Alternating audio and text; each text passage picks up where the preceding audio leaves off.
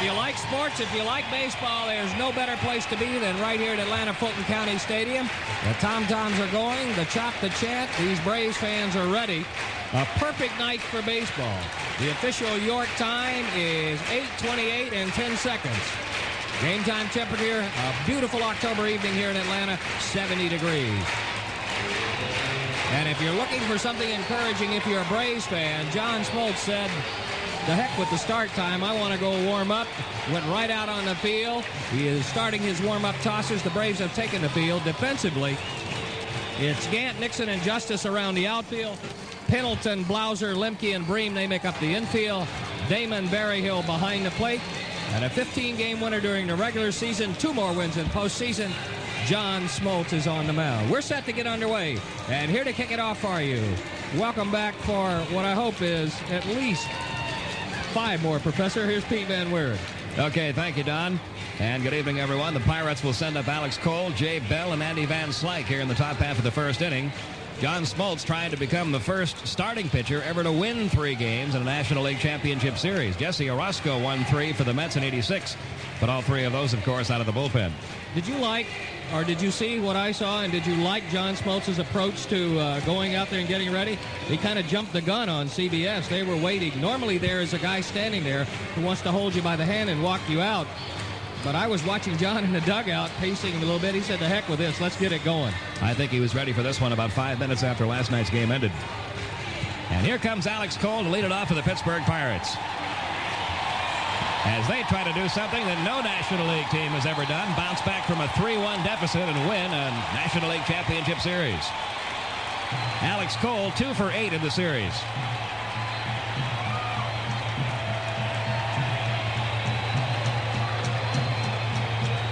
And now we are waiting for the CBS cue for the first pitch.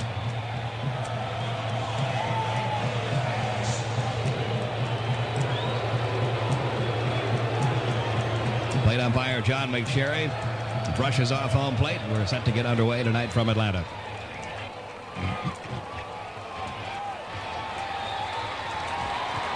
Smoltz looking in for a side. The right-hander winds. And the first pitch of Game 7 is on the way, and it almost hit Cole. Fastball inside around the knees, ball 1.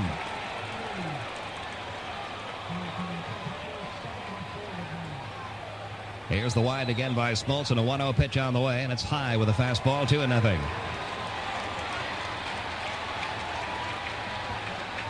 Cole, a left-hand batter. Smoltz working quickly. The 2-0 pitch on the way, and there's a strike in the inside corner, making it 2-1.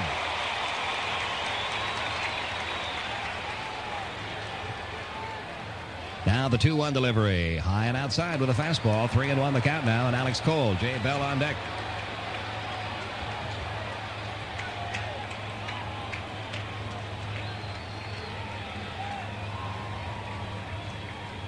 Here's the 3-1 pitch on the way, and it's high and outside, ball 4. Leadoff walk to Alex Cole to start the ball game.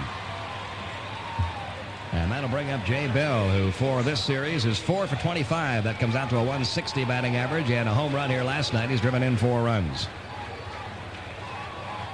Cole with outstanding speed at first. As a part-time player, only 7 stolen bases in 64 games for the Pirates this year. He also had 9 for Cleveland. But he had years in the minor leagues where he stole over 60. Nobody out, Cole at first. We'll see how the Pirates play it here in the first inning with Bell, an excellent bunter. He is squaring, and he pops the first pitch up foul territory. Caught by Berryhill over near the Braves on deck circle. So the Braves get a break there. Jay Bell, an excellent bunter, popping up the first one into foul territory, and hung up long enough for Berryhill to run it down. 1 down. And you can see what Jim Leland is thinking. He wants to get that first run any way he can, sacrificing in the first inning. That's the way he played with Jay Bell in 91, but in 92 he had gotten away from it. That'll bring up Andy Van Slyke, hitting .240 for the series. 6 out of 25, no homers and 3 runs driven in. 1 man out, Cole still the runner at first.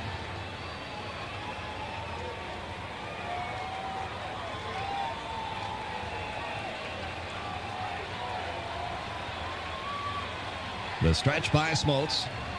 And the pitch on the way to Van Slyke. Breaking ball strike in the inside corner. It's 0-1.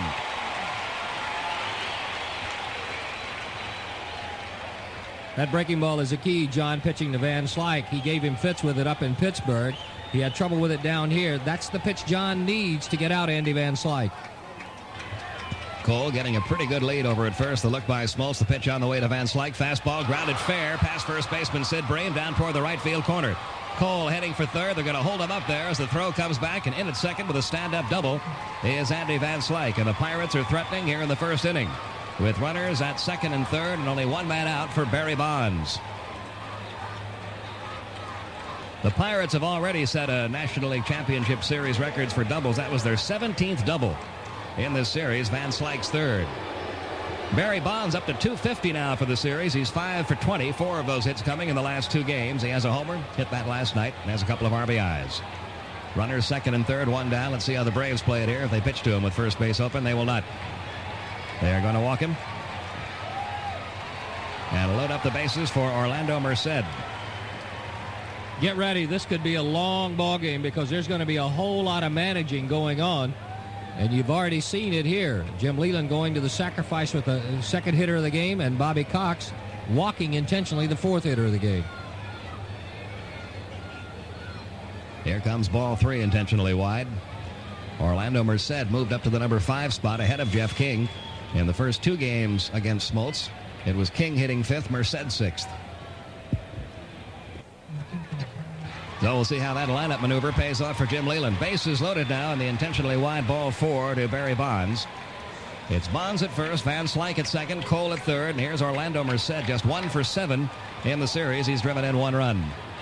A switch hitter, but he doesn't get many at-bats from the right side. He plays almost exclusively against right-hand pitching.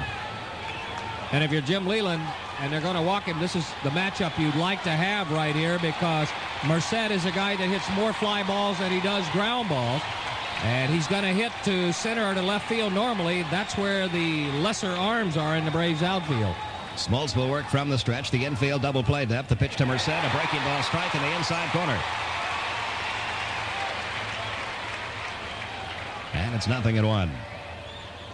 In this series, with runners in scoring position and less than 2 outs, Pittsburgh hitters are 13 for 25. Here's the 0-1 delivery. Swing and a miss, and the count 0-2 on Orlando Merced. Jeff King waiting on deck. We've seen the Braves pitchers give up some hits ahead in the count like this in the last couple of ball games. With a game this big, John is in a situation where he can take a couple of shots at a perfect pitch. There is no need for him to think strike till he gets 2-2. Here's the stretch, the 0-2 pitch on the way, and it's in the dirt. Good stop by Berryhill. 1 ball, 2 strikes.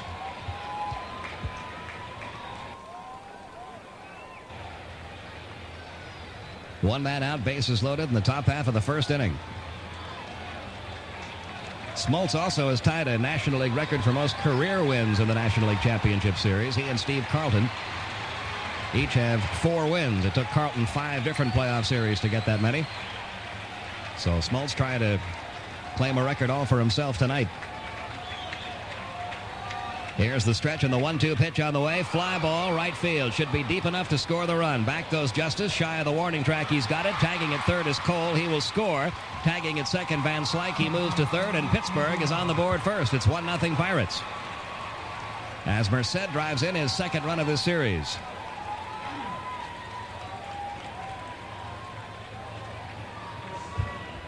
So 2 are out now with runners at first and third. And here's third baseman Jeff King, batting .240 in the series. No homers and a couple of RBIs. He is 6 for 25.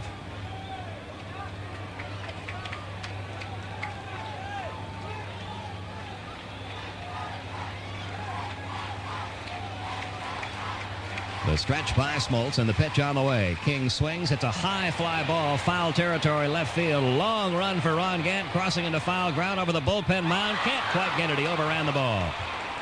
And that bullpen mound may be the culprit there. There will not be an error charged. And the count 0-1 on Jeff King. Yeah, if that's a flat surface, he makes that catch, but he got up on the mound and then started downhill, and that threw him just about a half a step beyond the ball. He tried to reach back for it. Did a good job of getting over there, but just overran it. 2 men out, runners at the corners. 1 run in here in the top of the first. And a count of 0-1 on Jeff King. Smoltz again comes set. The 0-1 pitch on the way. King takes a breaking ball, low and outside. 1 ball, 1 strike.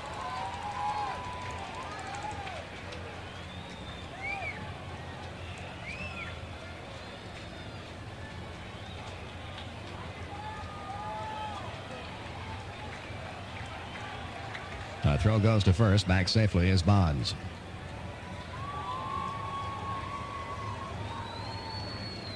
Pirates have not done much running in this series. They only have 1 stolen base in 3 tries. Again, the stretch. Bonds is going. 1-1 pitch is popped up. Foul territory behind the plate. Berryhill flips the mask away. He's got room, and he's got it for out number 3. So Smoltz got out of that in pretty good shape. He had the bases loaded, 1 man out, only 1 run scores. 1 run, 1 hit, and a couple of runners left at the end of a half inning in Game 7. Pittsburgh 1, Atlanta coming up. 1-0 Pittsburgh as we go to the bottom half of the first inning. Defensively for the Pirates tonight, it's Bonds in left, Van Slyke in center, Cole in right. Around the infield, King at third, Bell at short, Leaned at second, and Merced at first. Mike LaValliere is the catcher, and on the mound, right-hander Doug Drebek, starting his 3rd game of the National League Championship Series. He has lost 2 to the Braves so far, working 9 innings in those 2 starts, allowing 12 hits, 6 earned runs, 1 homer, 4 walks, and 5 strikeouts. Braves also beat him twice during the regular season. He is 0-4. Counting those 2 regular season losses against the Braves this year. And that's a real challenge for Atlanta to try to beat a pitcher the caliber of Doug Drebek 5 times in 1 season. But you know, a lot of it has been tough luck for him, too, because there are not too many guys who have pitched in the League Championship Series, made 6 starts, averaged 7 innings of starts, an earned run average of 2. And look at their record, see it 2-4. So he's done some good pitching in losing effort. It'll be Otis Nixon, Jeff Blauser, and Terry Pendleton due up for Atlanta here in the bottom of the first. 1-0 Pirates in Game 7. Otis, 7 for 24 in the series, a .292 average. He has driven in a couple of runs. King in on the edge of the grass at third to try to take away the bunt. And here's the wind by Drebek, and the first pitch on the way to Otis Nixon. Breaking ball strike in the inside corner. It's 0-1. Drebek also trying to avoid the record books tonight. No pitcher has ever lost 3 games in a National League or American League Championship Series. If the Braves beat Drebek, he will be all alone in that category. There's a foul ball off to the left by Nixon, the count 0-2.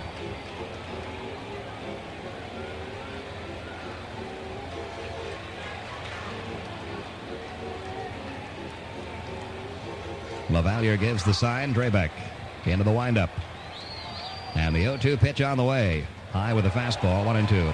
Drebek, besides losing the 2 games in the playoffs, lost his last start of the regular season. He has not lost 4 in a row since back in April and May of 1989 when he lost 5 straight. Here's the 1-2. Fouled back by Nixon off the screen. 1-2.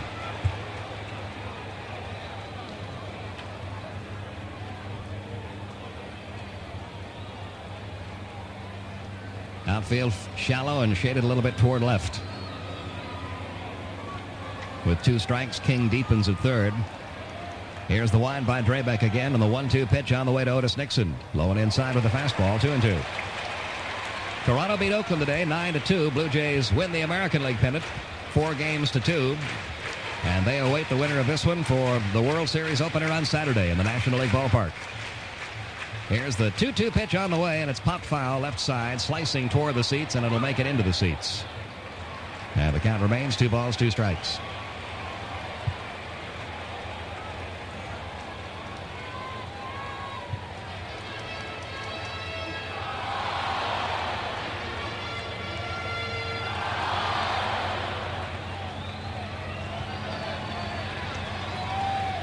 Drebek ready. The right-hander winds. And again, the 2-2 pitch on the way to Nixon. Bouncing ball hit out toward second. Charging at Jose Leaned. He's got it. Throws to first. Got him by a step. 1 down.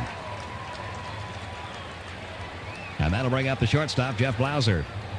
Jeff 5 out of 20 in the series. A .250 average. He has 1 home run. He's driven in 4.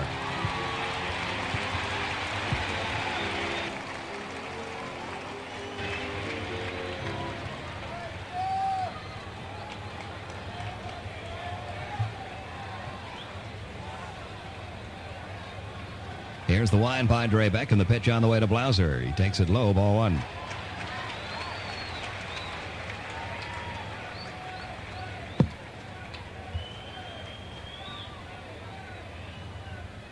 Blauser hit his home run off of Drebek in the first game. There's a strike in the outside corner, 1-1. Drebek is setting out in this ballgame, Pete, against the first couple of hitters to establish his breaking ball, his curveball, and his slider. And he can afford to do that, having a 1-0 lead when he goes out there, because he knows he can make one mistake, and we're still only back to where the game was when we started. He has said after his first 2 starts that he doesn't have a lot of confidence right now in his fastball. Here's the 1-1 on the way to Blauser. Ground ball left side. Diving stop to his left by Jeff King. Up to his feet. Throws to first in time. And there are 2 down here in the bottom half of the first inning. Good play by Jeff King. And here comes Terry Pendleton.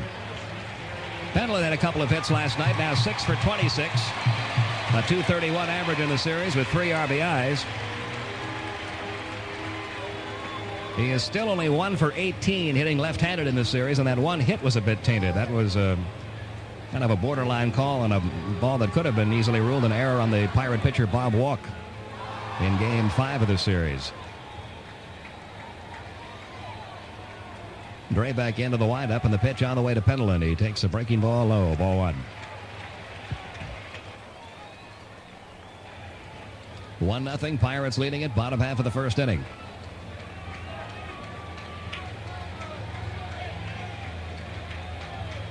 Two men out, bases empty, and a count of 1 ball, no strikes on Pendleton. Here's the 1-0 pitch on the way. Fouled back off the screen. The count 1-1.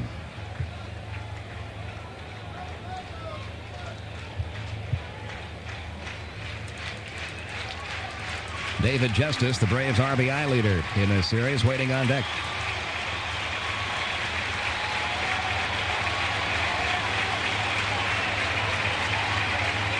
The wind by Drebek and the 1-1 pitch. Fly ball hit out to right field. Alex Cole in about 2 steps. He's under it, and he's got it. A 1-2-3 bottom half of the first inning for Atlanta. Nothing doing for the Braves at the end of 1 in Game 7. It's the Pirates 1 and the Braves nothing. It's 1-0 Pittsburgh as we go to the top half of inning 2. Lower third of the order due up for the Pirates. Mike LaValliere, Jose Lane, and Doug Drebek against John Smoltz. LaValliere 1 for 6 in the series with no RBIs.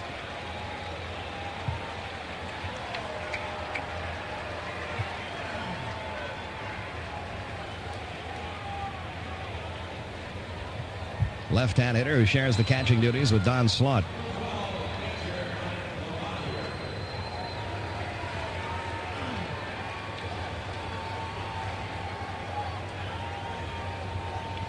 LaValliere always tough on John Smoltz.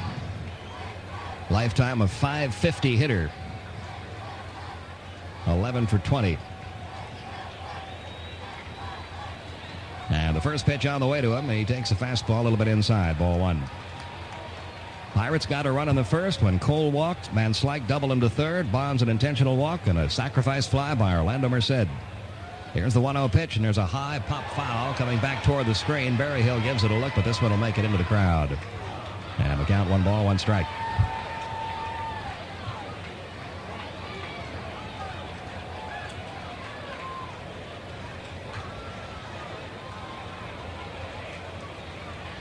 Here's the wind by Smoltz, the 1-1 pitch on the way. In there for a called strike, 1-2.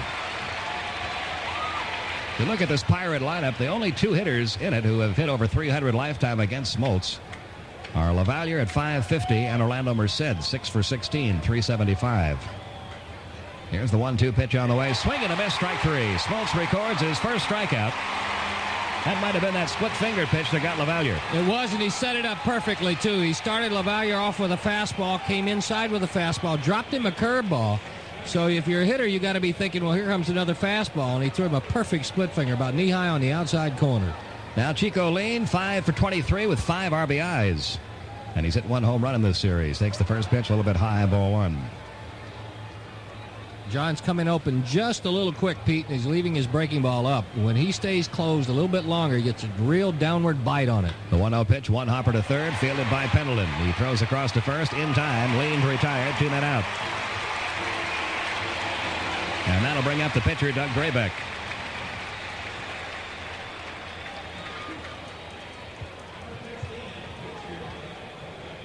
Drebek 0 for 3 at the plate in this series.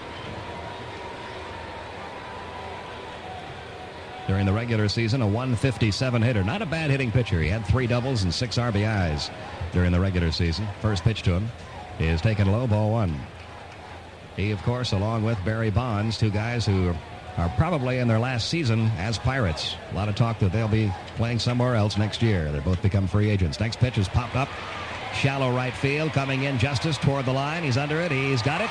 And a very easy top half of the second inning for John Smoltz as the Pirates go down 1-2-3. Nothing doing for Pittsburgh in the second. At the end of an inning and a half in Game 7, still the Pirates 1 and the Braves nothing. We are going to the bottom half of the second inning. Pirates leading at 1-0, and John McSherry, the plate umpire, is having some problems. Between the top half of the first inning and the bottom half of the first, he was bending over hands on knees during the break between innings. And as the top half of the second inning ended, John McSherry went over and sat down in a folding chair alongside National League President Bill White. He and Bill White were conversing. Randy Marsh came over. Randy Marsh and Ed Montague, I think right now, are trying to talk John McSherry into setting the rest of this one out, or at least as it was suggested by Bill White, rotate. Let John get down the right field line and go ahead and put Randy Marsh behind home plate. Now Gary Darling and Jerry Davis have come in as well. John McSherry continues to insist, apparently, that he's all right, but the other four, I believe, are trying to convince him, if he's not feeling well, to at least let somebody else work home plate. His color right now is terrible. He's almost ashen in color.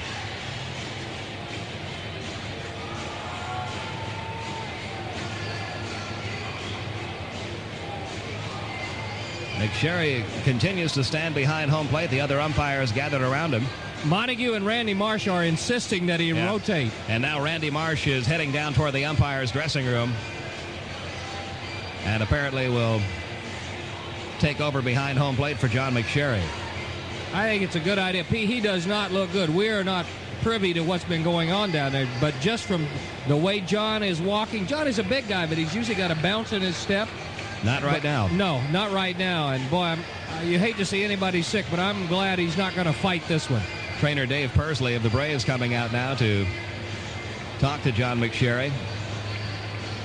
John is leaning on Pursley now. He hadn't made it to the dugout before he had to stop and lean on Dave Pursley. So it appears that we will definitely have a change behind home plate. Randy Marsh will take over. He's gone back to the umpire's dressing room to put on the gear. Doug Drebek is now going to head back to the Pirates dugout along with Mike LaValliere instead of just standing out there while they wait for Randy Marsh to come out. And it remains to be seen if McSherry will be able to continue at all in this game. If not, we will work with 5 umpires. Jerry Davis and Steve Ripley, and now Gary Darling over talking with National League President Bill White. I was watching Bill White. He's making a circular motion with his hands like, okay, go ahead and rotate as you would with if there were another game going. It's just a matter of deciding which line they will leave unprotected. That's the second time that something has happened to John McSherry in this ballpark in the last couple of years. You might recall in 1991 during a regular season game, he was the second base umpire, and he was out in shallow center field on a very hot Sunday afternoon, and the heat got to him, and he collapsed out there. Well, you could tell he wasn't 100% about an inning ago, and also you could see him arguing with Bill White and with Randy Marsh and Ed Montague. He wanted to try to continue, but just in watching him, he went over and sat down and talked to Bill White, tried to make his way back to home plate, and really couldn't do that without bending over about a third of the way there. Yeah, he was trying to convince his partners that he was all right to stay in the game, but Randy Marsh and Ed Montague were finally able to convince him that, John, if you're not feeling well, this is not the time to be a hero. And right now, the umpires that are remaining, with the exception of Randy Marsh, are meeting with Bill White to decide what the rotation is going to be. But it is going to be Randy Marsh calling the balls and strikes the rest of the way. While we have a moment, let's pause for station identification on the Atlanta Braves radio network. FM 95, WPCH Atlanta. Use Atlanta's Peach as your morning wake-up station with your favorite music and just the right amount of information you need to start your day. Atlanta's Peach, FM 95, WPCH. We are still waiting for the bottom half of inning 2 to begin. Pete Van Wieren, Don Sutton with you for the first half of Game 7, and John McSherry, the plate umpire, falling ill, has had to leave the game. And we will wait and see. We know Randy Marsh is going to be behind home plate because he went back to the umpire's dressing room to get his mask and the rest of his gear. Just a simple matter. What will happen, how they're going to get there probably is requiring a little conversation right now. But it seems like that one of the lines will have to be unprotected.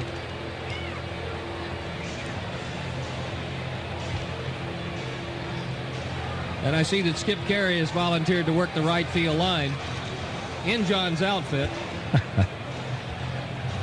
So we continue to wait here for Randy Marsh to come back out as soon as he's ready to go. I would imagine, as you did, Don, that the rest of the umpires will rotate with Steve Ripley moving over to first and Gary Darling to second and Jerry Davis to third. Well, just in watching Bill White, he was making a clockwise circular motion, and that's the way they do rotate. That would leave Ed Montague to work one of the foul lines. The other one would not be worked. That's a position in the World Series and playoffs, those two outfield umpires down the left and right field lines that don't very often come into play for a key call in a game. Once in a while, though, they do. Yeah, they do, and it's how many times have you seen it? The longest arguments that seem to take place during regular season are the ones about whether a home run is fair or foul. And Steve Avery's would have been a homer if there had been umpires down the lines to take a look at that out at Candlestick. Be getting back to the game a little bit, that was a pretty darn good job of damage control by John Smoltz in the first inning. That inning could have gotten away from him, and it could have gotten away from the Braves. And on a night like tonight with all of it at stake, I don't think you really can afford to have an inning where either team, if you're the Pirates, you can't let the Braves put 3 or 4 on the board, and certainly the Braves didn't. And that was an inning that really could have sneaked away from the Braves. But John did a good job there.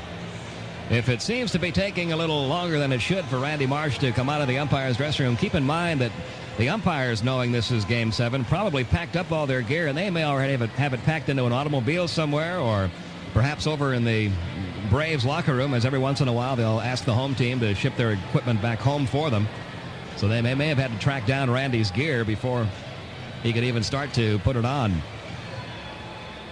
And we continue to wait. The Braves will be coming up to bat here in the bottom half of the second inning. The Pirates, most of them, have left the field, gone back to their dugout.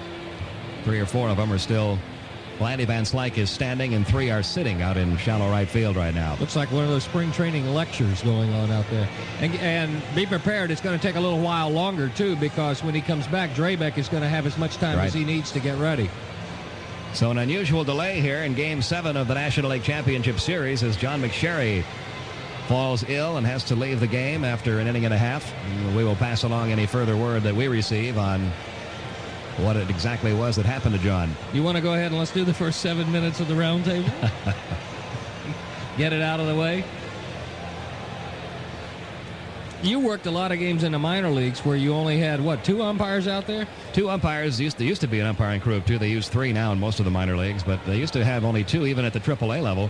One of the things they would always do, though, because of that situation, was they would always have an amateur umpire from the area on hand as an emergency fill-in in case something happened to one of them. But I do remember a game, and Jerry Crawford was involved. Jerry will be the crew chief in the World Series. I do remember a game in the International League where both Jerry and his partner, and I believe his partner's name was Al Smith, one of them cut his foot in a spiking incident at the plate, and the other one became ill. And we did work about a 4-inning portion of a ball game with only one umpire, the plate umpire, and he was going bananas. He was running up the first base line to try to call plays at first base. It wasn't a fill-in guy. It was not even a regular umpire in the league. But they had to work with just the one guy for about 4 innings. It was early in the season in Class A ball once when I saw a game where neither umpire showed, and they worked it. They worked it with coaches from the respective team. Well, we've seen in spring training when a last-minute B game is scheduled, they normally, if you have a couple of days' notice, can get a local umpire from one of the amateur associations to come in and work those games. But every once in a while, we've seen players even volunteer as umpires. Well, here comes Randy Marsh from the umpire's dressing room, heading back toward home plate. The Pittsburgh Pirates will be taking the field, and we'll take a look at the way the rest of the umpire rotation goes here. Bill White came out of his box and went back down in the Braves dugout, and I assume back up in the tunnel, and he took the rest of the umpiring crew with him for a few moments, so that's a pretty good chance that was being decided under there. And as Randy Marsh made the turn, Doug Drebek popped out of their dugout. He's headed toward the mound. So Drebek will again warm up, and the bottom half of the second will be getting underway here shortly.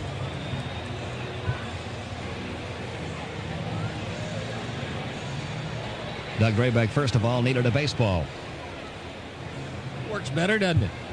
And I would think that right now is Ed Montague would become the crew chief here. I think that's what would happen because he is the guy who would be most senior in the group. And most of the conversation was taking place between League President Bill White and Montague. Well, Montague is headed down the right field line again. Steve Ripley, it appears, will now work at first base. Or is Ripley going to go down the right field line? Let's see. Well, what's going to happen is one of them, Ripley is probably going to go to second. Ripley's going to second. That's where he was initially. Initially, Gary Darling was working at third and Jerry Davis was in left field. It looks like that's going to stay the same. Except when there's a left-hander that he's got to run across to the right field line. So Montague will move in from right field, become the first base umpire, and Randy Marsh will move from first base to home plate, and we will report on John McSherry as soon as we get word as to what the problem was with McSherry. And now David Justice ready to lead off the bottom of the second with the Braves trailing 1-0. And Drebek only took his allotted 8 warm-up pitches, so he figured he was ready. Justice having a good National League Championship Series. He is 7 for 21, a .333 average, 2 home runs both in last night's game, and he's driven in 6. That's the most RBIs of any player on either team. And Drebek's first pitch on the way to Justice. The breaking ball is over at the knees for a called strike.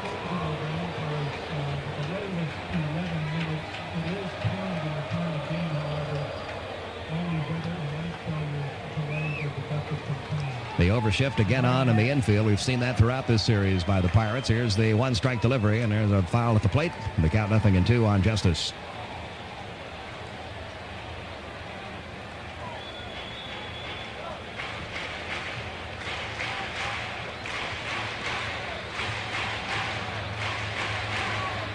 Drebek had a 1-2-3 first inning.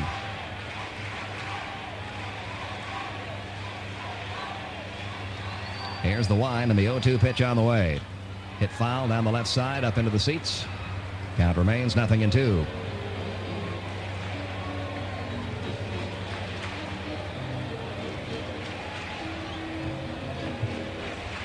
Sid Bream will follow, and then Ron Gant. Again, Drebek winding, and the 0-2 pitch on the way. Inside of the fastball. 1-2.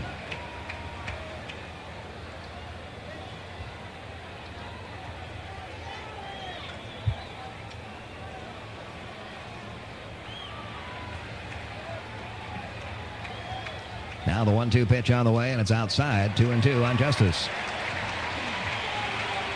And I think what you said about Doug Drebek's thoughts on his fastball is holding true tonight. He's only thrown 2 of 3 to the first 4 hitters he's faced. I can only remember 2. Everything else has been slider, curveball, and change. Here's the 2-2 on the way to Justice. There's a high pop foul on a play left side. Up into the seats behind the Pirate dugout. It remains 2 balls, 2 strikes.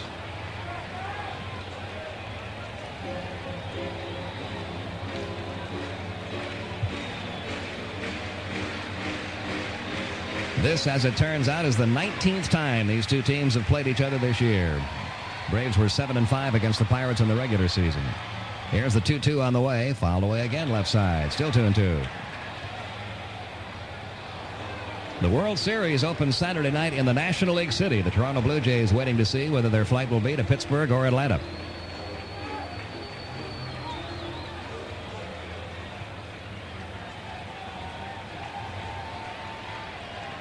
Here's the 2-2 pitch again to Justice, and he fouls another one off. So this is one of those David Justice at-bats that we've seen a couple of times in this series, just fouling off one pitch after another.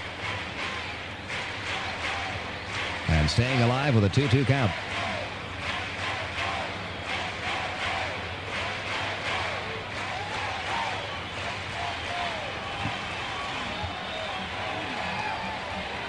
Another sign given by LaValliere.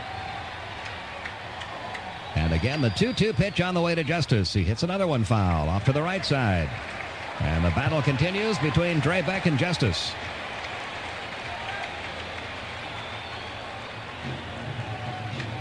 Justice had it at bat like this in the 5th inning in Game 4 against Doug Drebek, and finally got a run-scoring single that drove Drebek out of the game.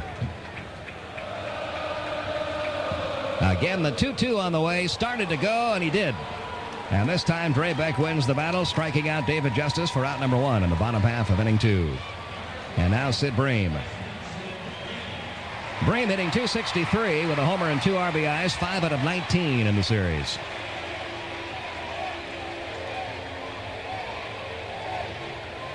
Drebek is now retired 4 in a row, and Alex Cole playing about as deep a right field as you'll ever see a right fielder play. He's only about a step and a half shy of the warning track. Here's the pitch to Bream, little soft roller towards second, fielded by Lean. His throw on to first in time. And that's 5 in a row set down now by Drebek. And that'll bring up Ron Gant. Gant 4 for 20 in the series. 2 home runs and 5 runs driven in.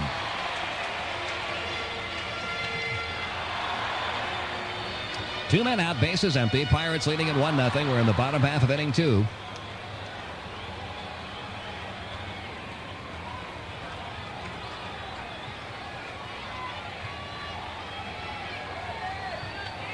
Drebek getting his sign from LaValliere. Here's the wind. And the first pitch on the way to Ron Gant. He swings and misses, and the count 0-1. Outfield deep, swung around toward left.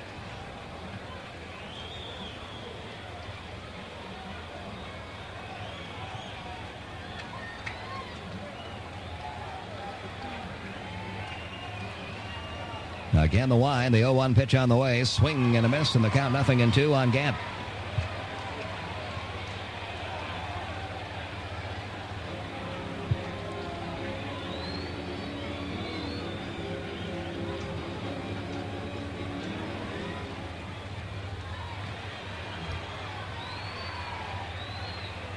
Here comes the 0-2 pitch from Drebek. Low and outside, 1 ball, 2 strikes. Drebek, one of the steadiest winners in all of baseball the last few years. Won 15 this year, 15 last year, 22 in 1990, 14 in 89, 15 in 88. Winning records in each of those 5 years. A 1-2 pitch on the way to Ron Gant. Line drive, right center field. Van Slyke coming hard for it. Diving try, and he caught it out there. Andy Van Slyke taking at least 1, maybe 2 away from Ron Gant with a diving catch in shallow right center field. And that's all for Atlanta in the bottom half of the second. Drebek gets him 1-2-3 again. At the end of 2 in Game 7, still the Pirates 1 and the Braves 0. Pittsburgh leading at 1-0 as we go to the top of the third. Top of the order to up for the Pirates, Alex Cole, Jay Bell, and Andy Van Slyke. And the throw down to second by Damon Berryhill. Alex Cole will lead it off. He drew a leadoff walk in the first inning and came around to score the game's only run.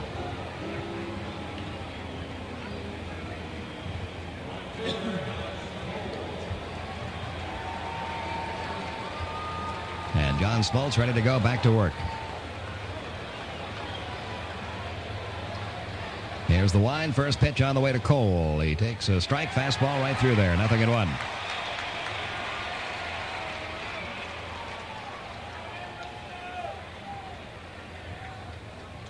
Now the 1-strike delivery. Breaking ball. Inside corner for a called strike. 0-2 on Alex Cole. All the questions asked of Jim Leyland about whether he'd go with his regular lineup against right-handers or keep hot bats of Gary Reedus and Lloyd McClendon in the lineup. He went right back to the unit that got him here.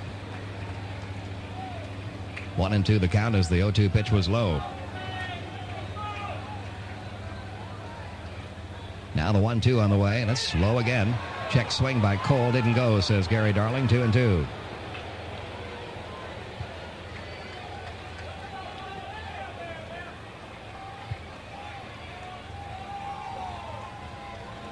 Smoltz into the windup, and the 2-2 pitch on the way, and there's a high pop fly down the left field line. Gant had him shaded toward the line, crossing into foul territory again. Has to tiptoe over that bullpen mound and makes the catch this time. He was going up backwards over the mound. as he caught this one for out number 1. At an advantage here, he was already playing toward the left field line, but did you notice how quickly he got to the mound and felt his way up and over it to make the catch? Now Jay Bell, who tried to bunt the runner over in the first inning and popped one to the catcher, Damon Berryhill. The wind by Smoltz, the pitch on the way to Bell, up high, ball 1. Bell now 4 for 26 in the series. He hit over 400 in the series last year against Atlanta. Here's the 1-0 pitch. He tried to stop a swing, but went after a low pitch. And the count even, 1 ball, 1 strike.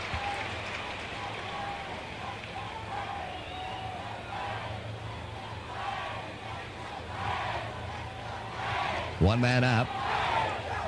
Here's the 1-1 to Bell. Swing and a miss at a breaking ball. The count 1-2.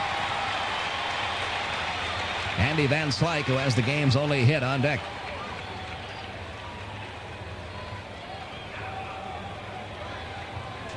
Here's the wind and the 1-2 pitch on the way to Bell. Swing and a miss at a fastball, strike 3. Smoltz records his second strikeout. And he has now retired 7 straight. And here is Andy Van Slyke, who doubled to right in the first inning.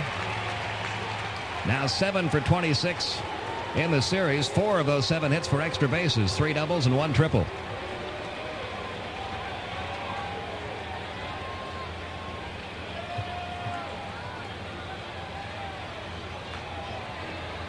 Two outs, bases empty, top of the third. 1-0, Pittsburgh leading it.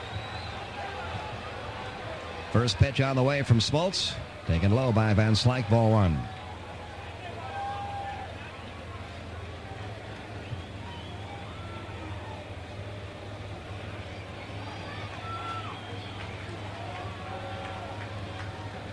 Now the 1-0 pitch on the way. Breaking ball, good one. Inside corner. He's been able to throw that pitch consistently for strikes in the inside corner to left-hand hitters. It's 1-1 now on Van Slyke.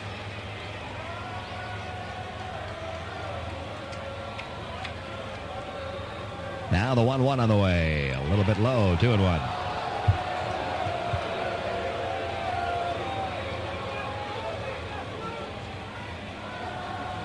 Two men out, bases empty. Here's the wind by Smoltz. And the 2-1 pitch on the way to Van Slyke. In there for a call, strike, 2-2.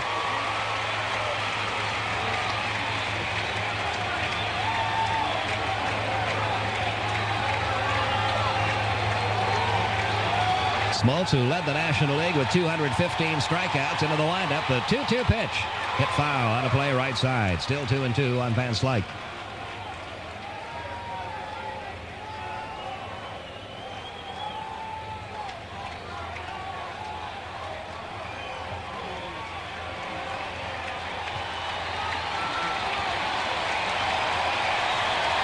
Again, the 2-2 on the way to Van Slyke. Another foul ball back off the screen. It remains 2 balls, 2 strikes. He's made 3 really good pitches on Van Slyke with his split finger fastball. He's getting more confidence in it. There was a while when somebody, I don't know who, didn't want him to throw that for a changeup, and he struggled with a changeup, but now he's getting better and better with it. It changes speeds well enough for him to be a changeup, but he gets enough movement to use it as a strikeout pitch. Again, the 2-2 to Van Slyke. Little pop fly into right field, not too deep. David Justice out there waiting. He's under it. And he's got it for out number 3. That's 8 in a row, set down by Smoltz. A 1-2-3, top of the third for the Pirates. After 2.5 in Game 7, still Pittsburgh 1, Atlanta 0. We move along to the bottom half of the third. Braves still looking for their first base runner against Doug Drebek, and the Pirates leading Game 7 by a score of 1-0. Due up for the Braves here in the third, Damon Berryhill, Mark Lemke, and John Smoltz. And Drebek is ready to go. Berryhill hitting 143 in the series. He's 3 for 21. He's driven in 1 run.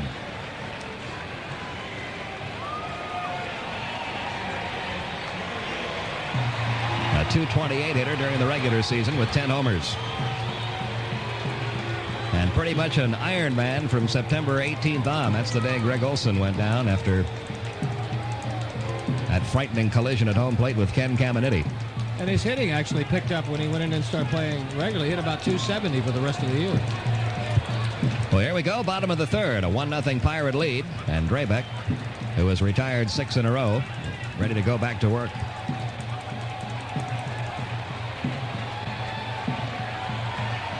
First pitch on the way to Berryhill. He takes just outside, ball one. Berryhill batting left-handed. Like Terry Pendleton, he hit from the right side against Tim Wakefield last night, too, but the result's not the same. Here's the 1-0 pitch. Breaking ball a little bit high, 2-0. Pendleton batting right-handed against Wakefield had 2 hits. Make it 2 hits in 4 at-bats. Berryhill was 0 for 3. Here's the 2-0 pitch. Fouled back, and the count goes to 2-1. Again, the wind, and the 2-1 pitch on the way to Berryhill. It's outside, ball 3. 3-1 the count. Mark Lemke waiting on deck.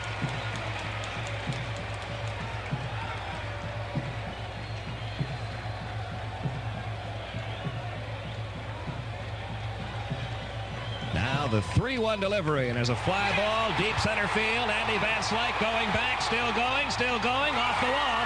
Berryhill on his way to second. He'll round second and hold on there. A leadoff double to begin the bottom half of the third for Damon Berryhill. And that is the first base runner of the night for Atlanta. Tried to run a fastball down and away from Berryhill. Got it about belt high on the outer part of the plate.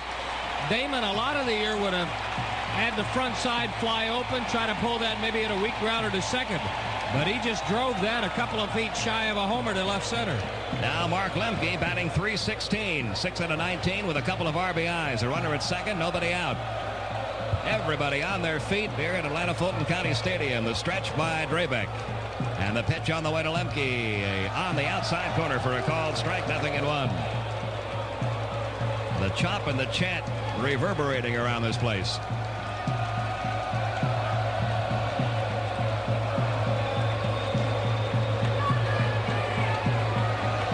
Long look in by Drebek. Now he's got the one he wants. And here comes the 1-strike pitch to Lemke. This time he squares, bunts one down the third baseline, but foul. And the count 0-2.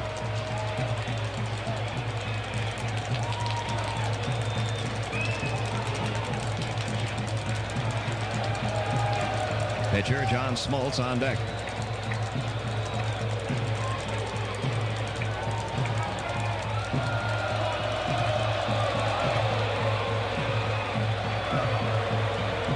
King backs up a couple of steps now with 2 strikes on Lemke. Here's the look back by Drebek at the runner at second. And the 0-2 pitch to Lemke. Again, he was squaring and took it outside. 1 ball, 2 strikes.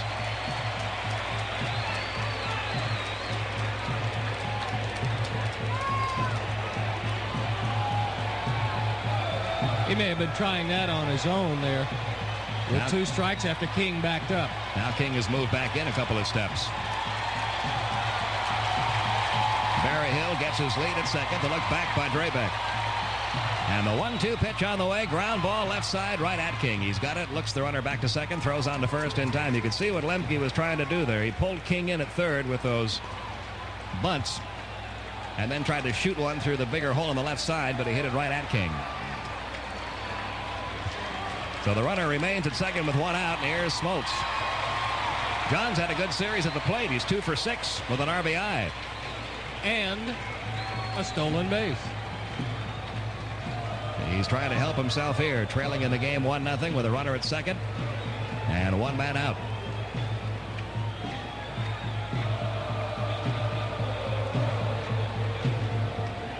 LaValliere out to the mound for a quick word with Drebek.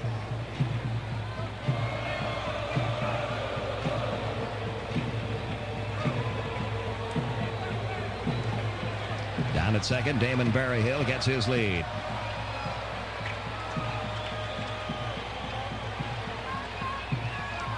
Here's the stretch by the right-hander. And the pitch on the way to Smoltz. He swings, little tap foul. Rolls back toward the screen. And the count 0-1 on the Braves pitcher, John Smoltz.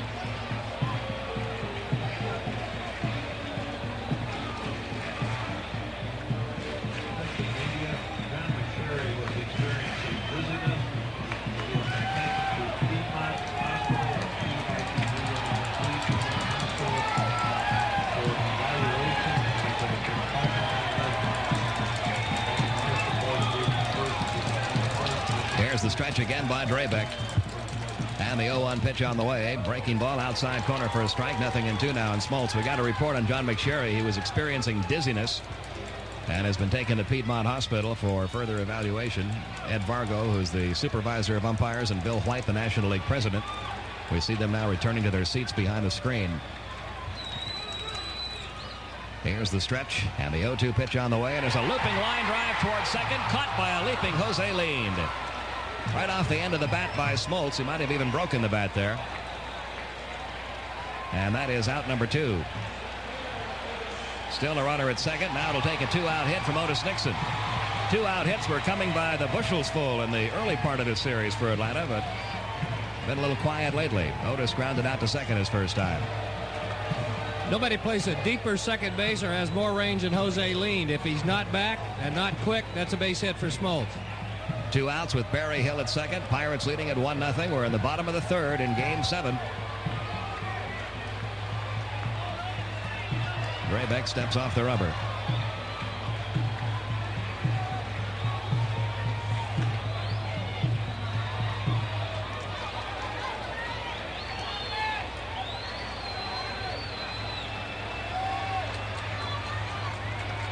Now he's ready, and the right-hander comes set. Pitch on the way to Otis Nixon. Ground ball to first. Nice play, Orlando Merced. He'll run to the bag in time for out number 3. And the leadoff double comes to nothing here in the third. No runs, 1 hit, and 1 left. We've played 3 in Game 7. Our score remains Pirates 1, Braves nothing. Before we begin the 4th inning, let's pause for station identification on the Atlanta Braves radio network. FM 95, WPCH Atlanta. Use Atlanta's Peach as your morning wake-up station with your favorite music and just the right amount of information you need to start your day. Atlanta's Peach, FM 95, WPCH. Pirates leading at 1-0. Top half of the 4th inning about to begin. Barry Bonds will lead it off for the Pirates. And to tell you all about it, once again, Don Sutton. All right, Pete, thank you very much. It's Bonds, Merced, and King. First 3 due up. Smoltz is ready to go, but the breaks between the innings are a little bit longer than you and I are accustomed to during the season. Randy Marsh slides the mask on. He's behind the plate. The sign goes out, but still not ready. Somewhere hidden in the far reaches of the Pirate dugout is a guy who flashes out ready. We're ready now. The wind by Smoltz. First pitch to Bonds. Breaking ball misses down and in. It's 1-0. Bonds 1 out of 4 during the regular season against John Smoltz. 6 out of 23 career. He does have a couple of homers. Takes the fastball high. He's ahead in the count 2-0. The playoffs off to a slow start for Bonds. He was only 1 out of his first 14. Swings, drills this one to right field. On the run is Justice. Slides, makes the catch in right center field. A nice running, sliding catch by David Justice.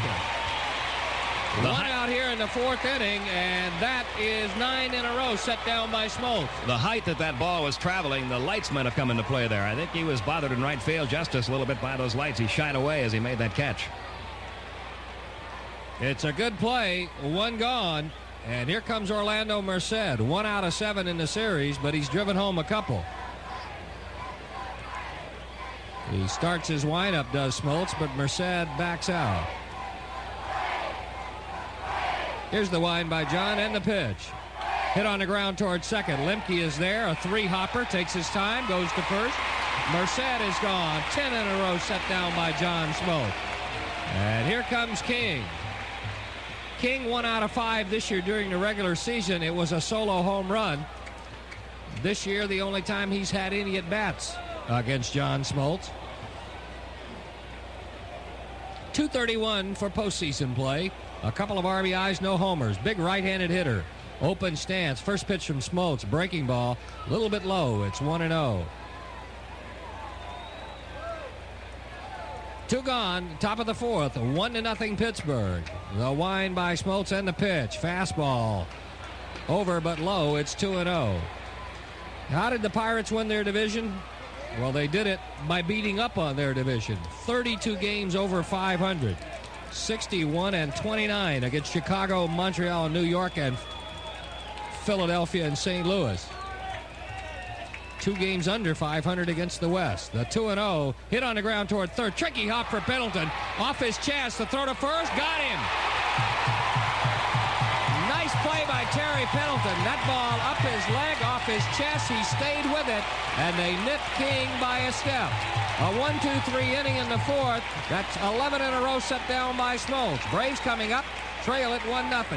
1-0 Pittsburgh as the Braves come to bat here in the bottom of the fourth inning. Blauser, Pendleton, and Justice. First 3 due up. 1 base hit for the Pirates. A double by Van Slyke in the first. Alex Cole led it off with a walk. Bell popped out. Van Slyke doubled him to third. Bonds was walked, and then Merced on a sacrifice fly to right field. That's all the scoring. A leadoff double to Damon Berryhill in the third, but Lemke, Smoltz, and Nixon couldn't chase him around. Blauser 0 for 1. He's grounded to third. We talked about how the Pirates won it. Well, how did the Braves do it? Well, one of the ways, they were 33-12 here in Atlanta against the West. 18-18 against the East. But 26 games over 500 in their own division. First pitch from Drebek. Down low, it's 1-0. Braves did match up well, though, against the East. They were 8 games over at 40-32. But 22-14 on the road. They played the East better away from home than they did here in Atlanta. The 1-0 on its way.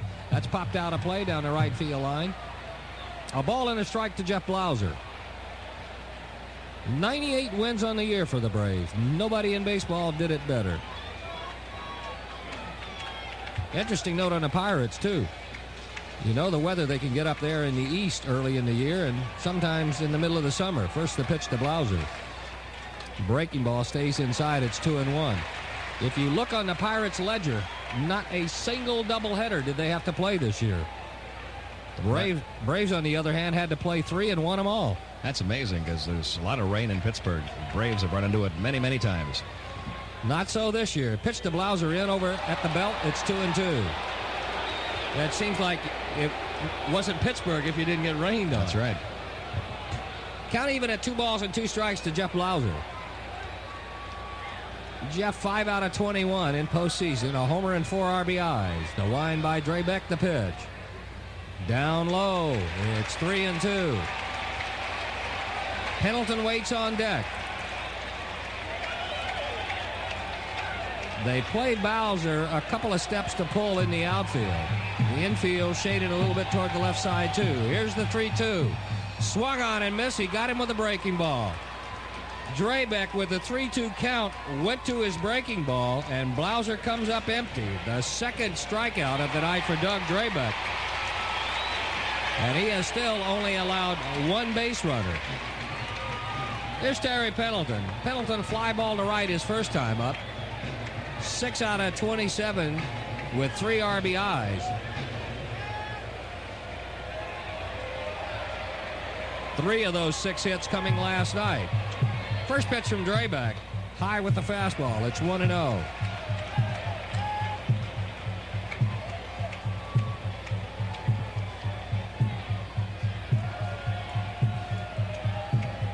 The line by Drebek.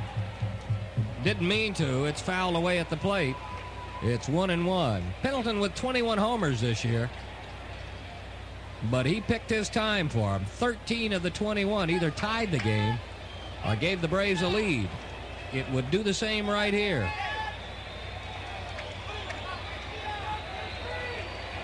A ball and a strike. Drebek from the middle of the rubber. Abbreviated windup. The next one on its way. Down low, it's 2-1. Pendleton has improved each of his 2 years here with the Braves. This year, he tacked on 39 doubles to go along with his 21 homers. A career high for him. Also an Atlanta Braves record. Next one is swung on and missed. A good breaking ball from Drebek. It's 2-2. David Justice waits his turn on deck.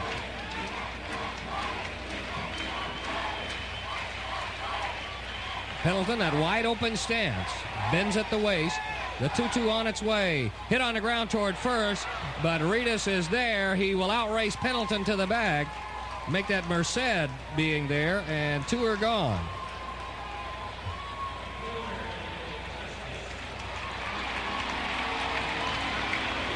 And here comes David Justice, a strikeout victim his first time up.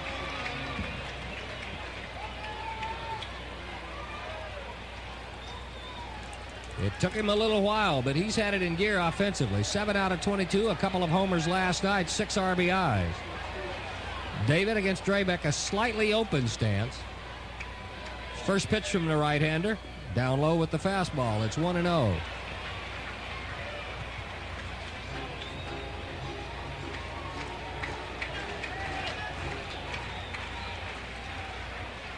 Drebek doesn't waste any time. He's headed back to the plate. Off speed and low. It's 2-0.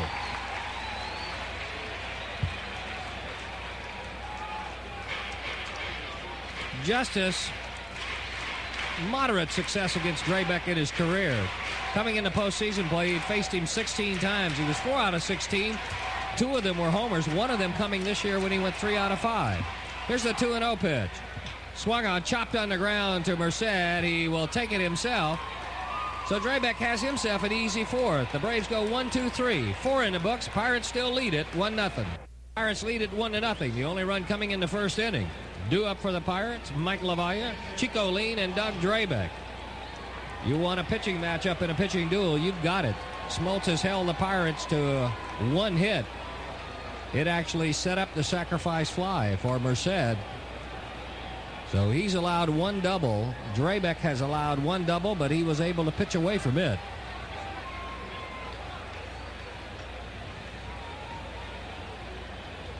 LaValla, a guy who in his career has given John Smoltz some problems.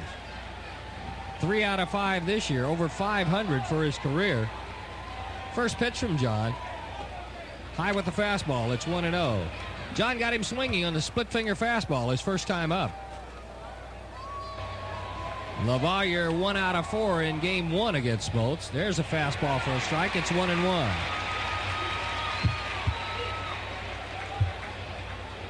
Sometimes when you see a guy having so much success and then all of a sudden none, you can be certain they change their style of pitching. Breaking ball foul back into the screen. Kicks off the screen into the stands. It's a souvenir, and it's 1-2.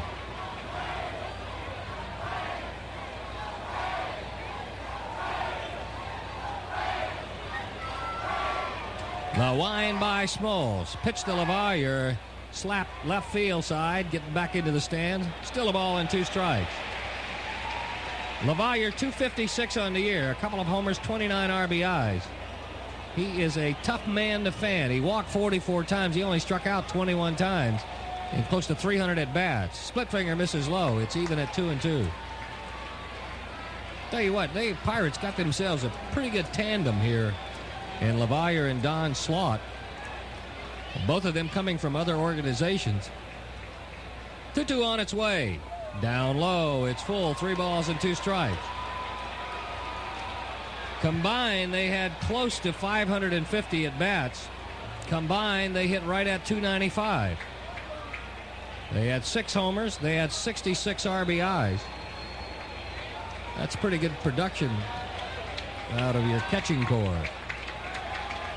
Smoltz shakes off the first one. Has one that he likes. The 3-2 on its way. Call strike 3 outside corner. LaValla was set to toss his bat away and take the stroll to first, but he's caught looking. That's strikeout number 3 for Smoltz. And that's 12 in a row set down by John. And here comes Chico Lean. Grounded to Pendleton his last time. Right-handed hitter. First pitch from Smoltz down low. It's 1-0. And remember, Lean homered off of Smoltz in game 1. Got a hanging breaking ball from John. That's the last hanger he's seen off John Smoltz. The 1-0 on its way. Swung on and missed. Good high fastball. It's 1-1. Lean, another guy that doesn't strike out much. He went to bat right at 500 times this year. He only struck out 29 times. Next one from Smoltz, hammered toward the left field corner. He got a hanger. It one-hops the wall over his Gant, tracks it down. His throw will go into third. It's a 1-out double for Chico Lean. He's at second. That's his 4th extra base hit of the series. He has 2 doubles, a triple, and a home run now. And a couple of them, I know, have come off hanging breaking balls. Here comes Doug Drebek. Before he makes his way to the home plate area, goes down to confer with third base coach Rich Donnelly. Braves have a little caucus of their own. Blauser, Pendleton, Smoltz, and Berryhill all gathered on the mound. We'll see how the Braves defense sets itself, whether or not they are expecting Drebek to bunt. Drebek, not a bad hitter. He hit 157 for the year, helped himself with 6 RBIs. Free swinger, though. He only walked twice and over 90 at-bats. He's swinging. First pitch is high, 1-0. Drebek out, a look down to Donnelly. The set of signs, out to Lean and to Drebek. Now he's back in. Right-handed hitter. The set by Smoltz, 1 look to second. Pitch to Drebek. He's taking it to strike, 1-1. Drebek, 14 out of 89. 3 of them were doubles. 2 base on balls, 28 strikeouts. Smoltz could use one here. Curveball popped out of play. It's 1-2.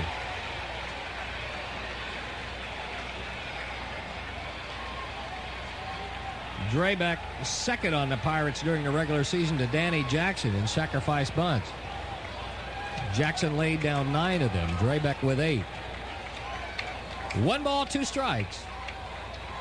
Smoltz nods yes to Berryhill. 1 look to second. Pitch down low. It's 2-2.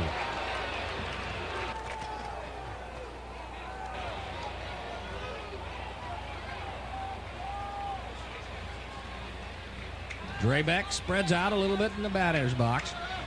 Up about an inch on the handle of the bat. Rocks back on that right leg. A pitch from Smoltz. Curveball chopped foul. That'll get down by the Pirate dugout. It's still 2-2.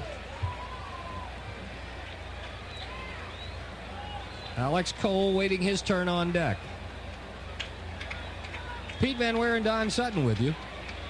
Joe and Skip will be over after 2 more outs. The set by Smoltz. Here's the pitch. Curveball swung on and missed. He loses the bat. It goes all the way over near the Pirate dugout. That's a big strikeout for John Smoltz. Gives him 4 on the night, 2 on the inning, and he needs to get out Alex Cole.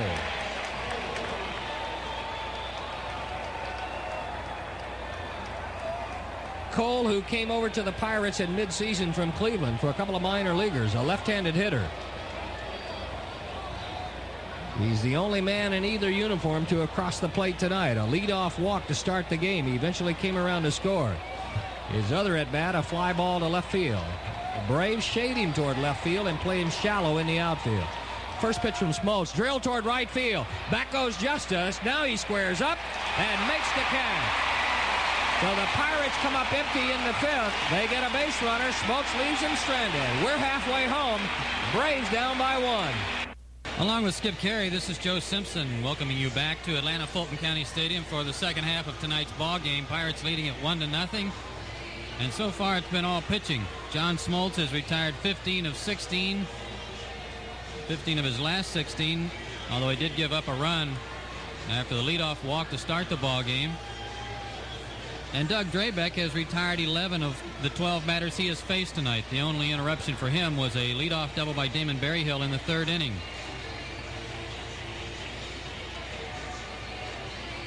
And here in the 5th inning for the Braves, it'll be Sid Bream, Ron Gant, and Damon Berryhill. Bream tonight grounded to second. He swung at the first pitch he saw from Doug Drebek in the 2nd inning. But he had some good success against Drebek earlier in the series. 2 for 4 with a double coming in games 1 and 2. And both hits came in the first game. Drebek set to go to work here in the bottom of the 5th. First pitch to Bream. Fastball, and one of the few he's thrown all night. Misses just down and away. Ball 1. Drebek has used an assortment of breaking balls all night. Slow curve, sliders, and straight changeups. The 1-0 pitch, high curve, ball 2. Skip, this is a little better, more like it Doug Drebek from games 1 and 2. Yeah, he's had good control of his off-speed stuff. Still, as Pete pointed out, not throwing his fastball as much as he normally does. 2-0 to Bream. He's set. The pitch. Fastball tapped foul down the first base line, out of play. And the count will go to 2-1. It seems like when he's been behind in the count tonight also, either 2-0 or 3-1, even 3-2 on one occasion to Blauser, he came back with a curveball. And only 2 fly balls to the outfield, plus the long double by Damon Berryhill. That just missed getting out of here for a home run, but Berryhill was stranded at second with that leadoff double back in the 3rd inning. 2-1 to Sid, and ground ball sent up the middle to Jay Bell. He's got it. Fires to first, and Sid Bream retired, 1 away. And Ron Gant will be the hitter. He popped to Andy Van Slyke, who made a tremendous diving, sliding catch to end the 2nd inning. If you just joined us, the Pirates got a run in the 1st inning. A walk to Alex Cole leading off the game. A 1-out double by Van Slyke put runners at 2nd and 3rd. Barry Bonds walked to load the bases. And then Orlando Merced delivered a sacrifice fly. First pitch to Gant, a breaking ball away, 1-0. You get the feeling that the Braves could just break through and tie this game up, there would be more in the offing. They're swinging the bat well tonight, but Drebek's been tough with the off-speed pitches. He has struck out 2, has not walked a batter. 1-0 pitch, swung on and missed. Another breaking ball, Gant out in front of it. And the count 1-1.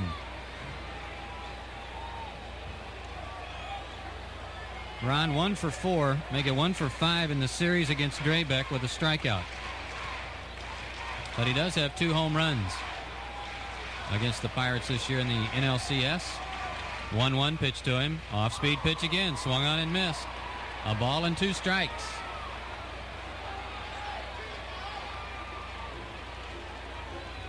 Drebek worked 4 2/3 innings in game 1, 4 1/3 in game 4. And so far tonight, 4 1/3, but he's only allowed a hit tonight. 1 hit, no runs. And he kicks and fires a 1-2 pitch again. Another breaking ball taken outside, and it was close to even the count at 2-2. Boy, the crowd's done their part. They've been an enthusiastic, noisy group tonight, and that helps. A well-played game to this point by both sides. Some terrific defensive plays made already. 2-2 on the way again. Breaking ball taken, call, strike 3.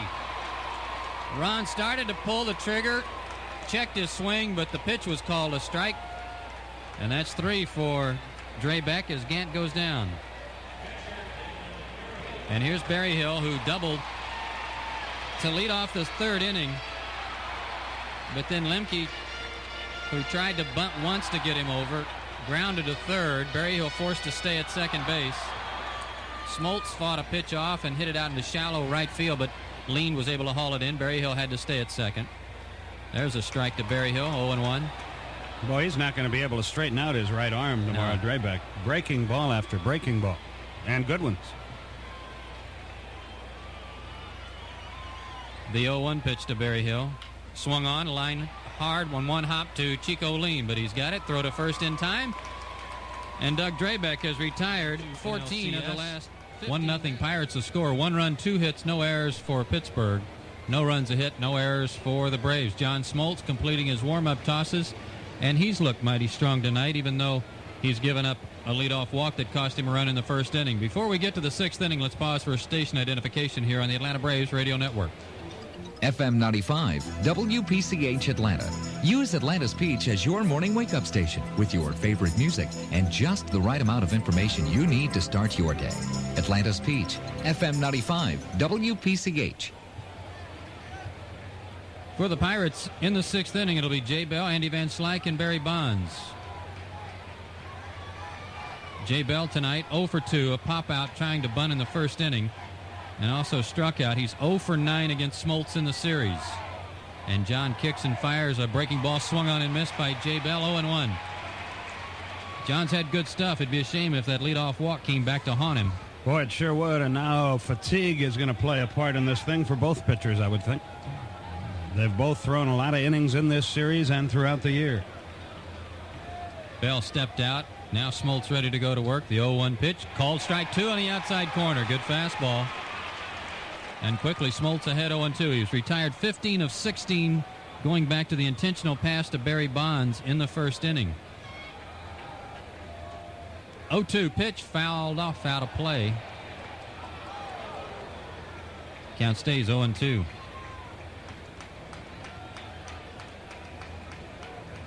Smoltz won game 1 against Drebek 5-1.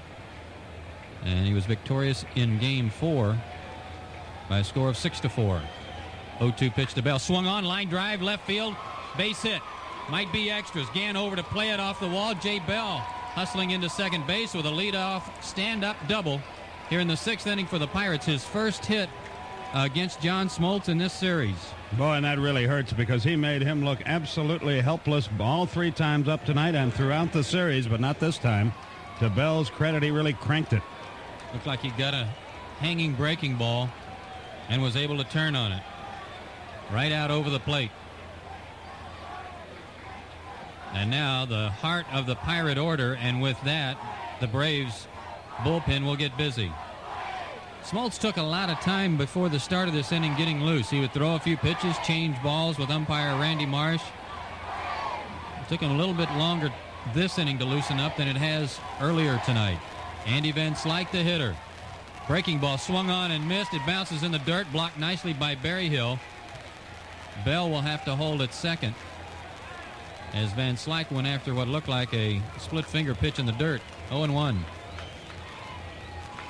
Steve Avery and Pete Smith begin to loosen up for the Braves. Nothing wrong with that. There is no tomorrow. I know that's a cliche, but it happens to be true. Exactly right.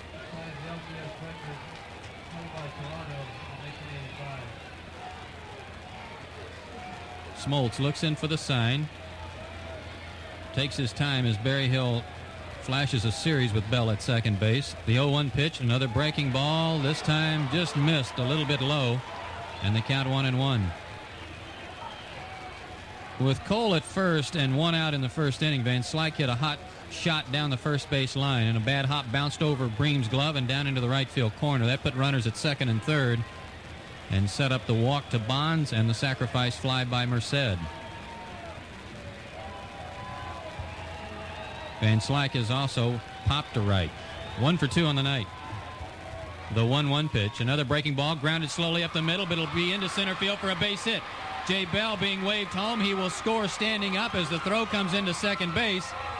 An RBI single for Andy Van Slyke makes it 2-0 Pittsburgh.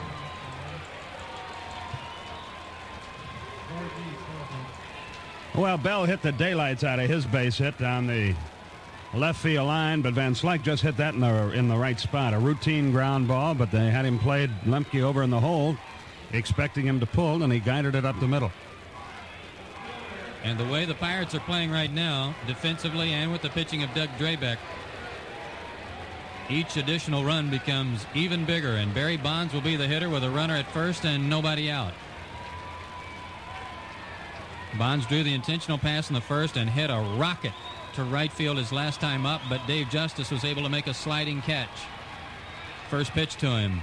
Fastball on the inside corner. Called strike 1. Bonds was dancing back out of the way and did not like the call by Randy Marsh.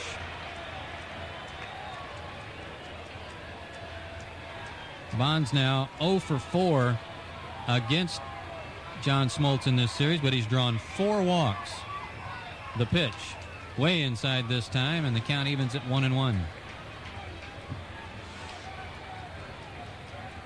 That double by Jay Bell is the 19th by the Pirates in this series, and it ties Toronto for the most in League Championship Series play.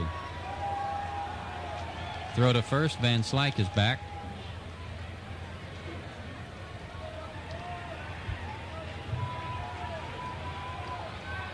One in, one on, nobody out.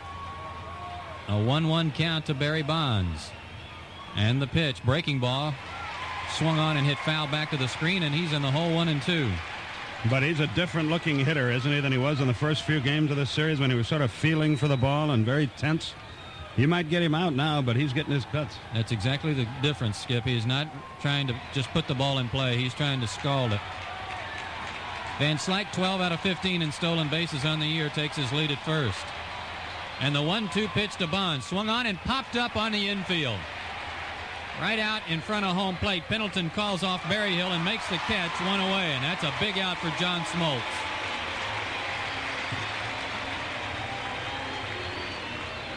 And we'll bring up the switch-hitting Orlando Merced. Tell you what, I wish Pendleton would have taken one little glance toward home plate. If he had, Bonds didn't run at all. He could have let that baby drop and maybe gotten a double play. Merced, with the sacrifice fly in the first inning, delivered the Pirates' first run. He's also grounded to second. Smoltz sends a fastball up high, ball and no strikes. And John would like to get him to hit another ground ball here.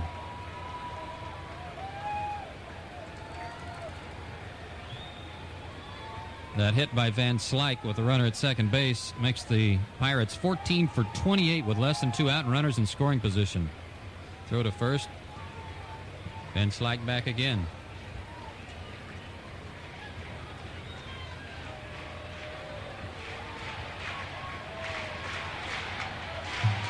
Smoltz looks in for the sign. Van Slyke takes his lead. The pitch swung on, line drive out into right field. Not hit all that hard, and Justice able to come in and make the catch.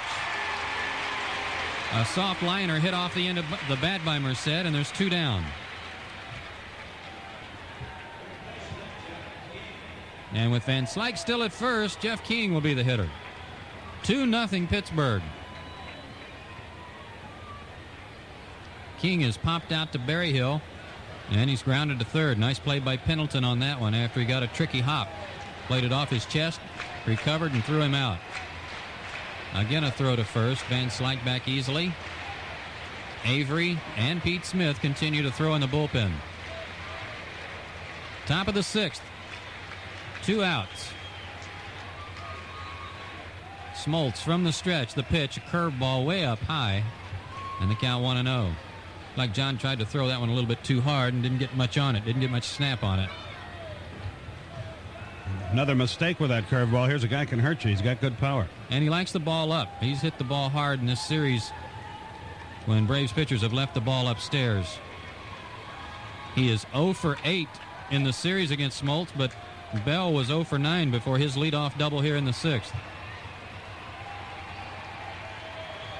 The 1-0 pitch swung on. He hit hard down the third base line, but just foul. That would have been extra bases, and with Van Slyke running with 2 outs, could have been another run. King is now 6 for 27 in the playoffs with 2 RBIs. He wears number 7. And the 1-1 pitch to him. Breaking ball taken down low and away. 2-1. Catcher Mike LaValliere would be next, but there's 2 down here in the Pirate half of the 6th inning. John Smoltz trying to get another out here in the 6th and get his offense back in the dugout to try to get this game back even. Another breaking ball misses low. 3-1 to King. This is another spot where King's done some damage, skipping that when he gets the count his favor and gets a fastball, he usually hits the ball hard somewhere. So this is a rather important pitch in this game. It's already 2-0. The outfield shading King a little bit toward right. A lot of room in left center field for him. Smoltz checks the runner. The 3-1 pitch. There goes Van Slyke. High fly ball, deep left center field, but Ron Gant says he's got it. He's there, and he puts it away. And that'll do it for King and the Pirates here in the 6th, but they get another run on 2 hits. No errors, 1 left. Braves need a couple. They trail it 2-0. Go to the bottom half of the 6th inning. The Braves trail the Pirates 2-0. And tonight I'd like a little medley, if I could, from as we go to the Goodies Headache Powder Jackpot inning. And as usual, we would like to salute Goodies with a little... Thank you very much. That was for Goodies. I'm sure they appreciated all that. Mark Lemke will lead it off for Atlanta. He'll be hitting for Melinda Baker of Athens, Georgia. She lives on Nowhere Road Well, I hope it's somewhere. Jackpot worth $700 tonight. And it looks like John Smoltz' night might be over, too. Jeff Treadway out in the on-deck circle would hit for Smoltz, whose turn is due up second here in the 6th inning, and Mike Stanton now is loosening up in the bullpen for the Braves.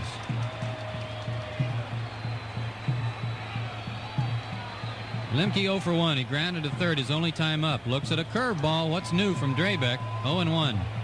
As it sails across home plate. He has not walked a batter. He has struck out 3, and he's only allowed 1 hit. Another curve, a little high, 1-1. I would say the pattern has been set by Drebek if the hitters want to start looking for something off speed here in the late going.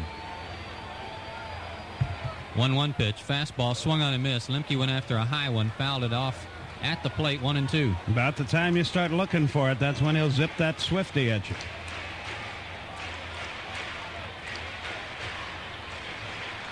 Lemke 1 for 3 against Drebek in the first 2 games. He also drew a walk. Now 6 for 20 in the playoffs, right at 300 with 2 RBIs. And he'd like to get aboard for Treadway. 1-2 pitch, swung on, ground ball, base hit into right field. Braves with their leadoff man aboard as Bonds gets the ball back into the infield. And Jeff Treadway will hit for John Smoltz.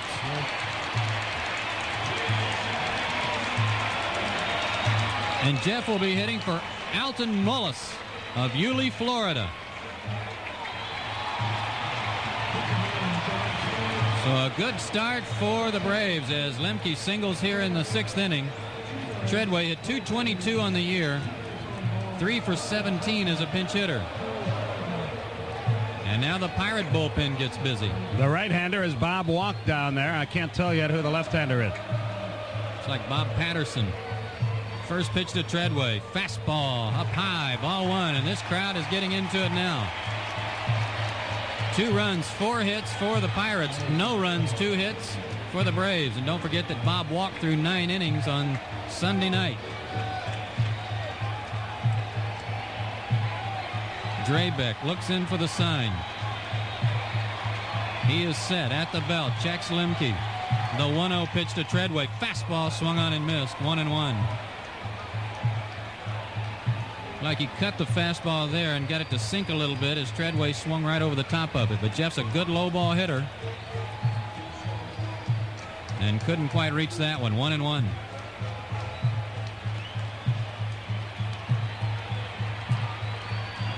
Treadway 11 for 32 lifetime against Drebek with 2 home runs and 2 for 3 this year. The 1-1 pitch to him. Swung on, lifted out behind third base. If it's fair, it's a hit. It's a fair ball. Runners at first and second. On the pinch hit, looper by Jeff Treadway. And the Braves are in business.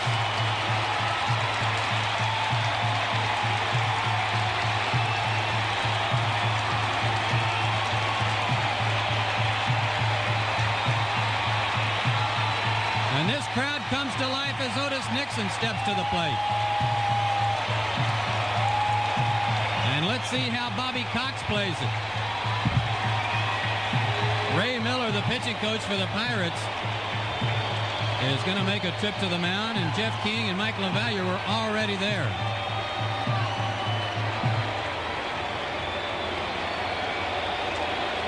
Walk and Bob Patterson are still loosening up in the Pirate bullpen, but this may be not only a breather for Drebek here, but a defensive alignment too in case Nixon tries to bunt.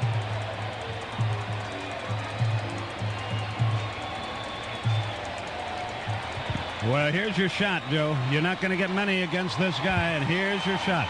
Exactly right, Skippy. If he wants to move the runners along, Bobby Cox has a good bunter, and Otis Nixon up there too.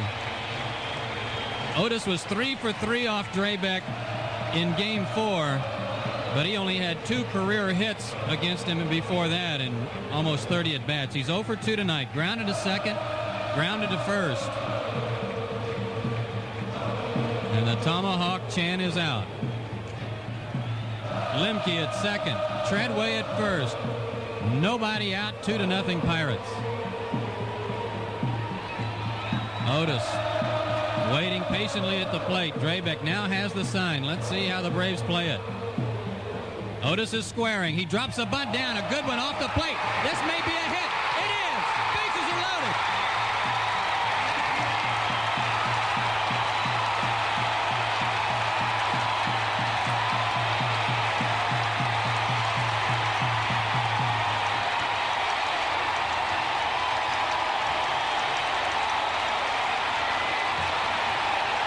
It bounced high off of home plate between Merced and Drebek. Nobody knew who to go get it. No play at first.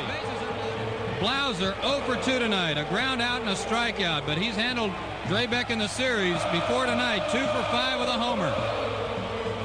And that homer was a low rocket out over the left field gate in game 1.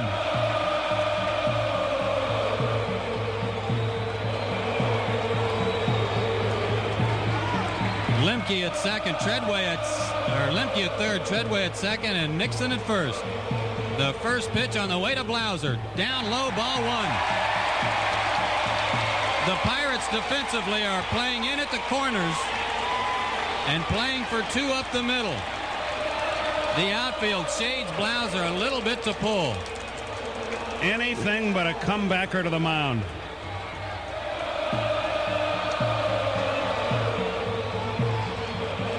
Blauser 4 for 17 lifetime before the series. The 1-0 pitch swung on and missed. He tried to check his swing, went after a breaker, and came up empty, 1-1. And that's just the kind of swing you get those comebackers on too, Skip. That check swing there. You'd rather see him cut it loose.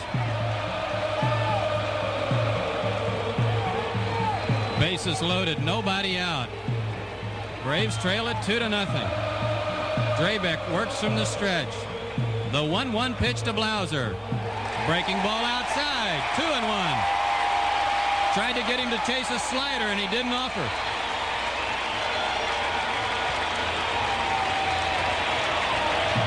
Both bullpens active.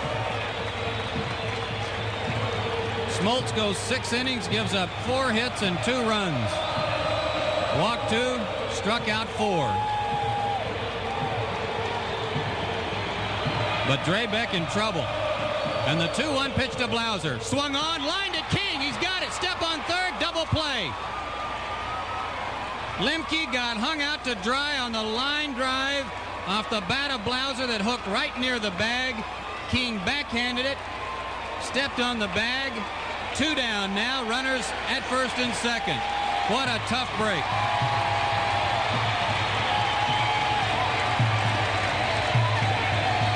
And now you really need Terry Pendleton to pick the ball club up. Drebek caught a break that time, but Treadway's ball was a bloop. Nixon's ball was a bunt. That's part of this game.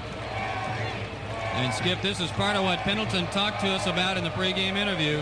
He said, I've got to start doing the things to help my ball club that I did all season long. Well, here's the opportunity. And he hits for Becky Boone of Centerville, Georgia. Runners at first and second now with 2 out.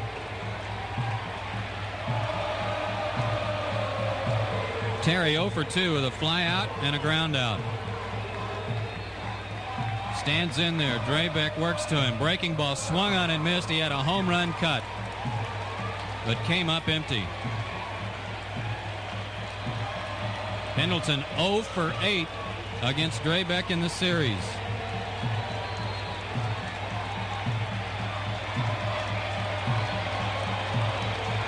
And these fans trying to urge him on. The 0-1 pitch on the way. Outside, ball 1, 1-1. Dave Justice would like to get a hack at it himself. He's on deck. But Pendleton's got to reach somehow. And the count 1-1 to him. He's 1 for 20, left-handed in the series, and this crowd chanting Terry.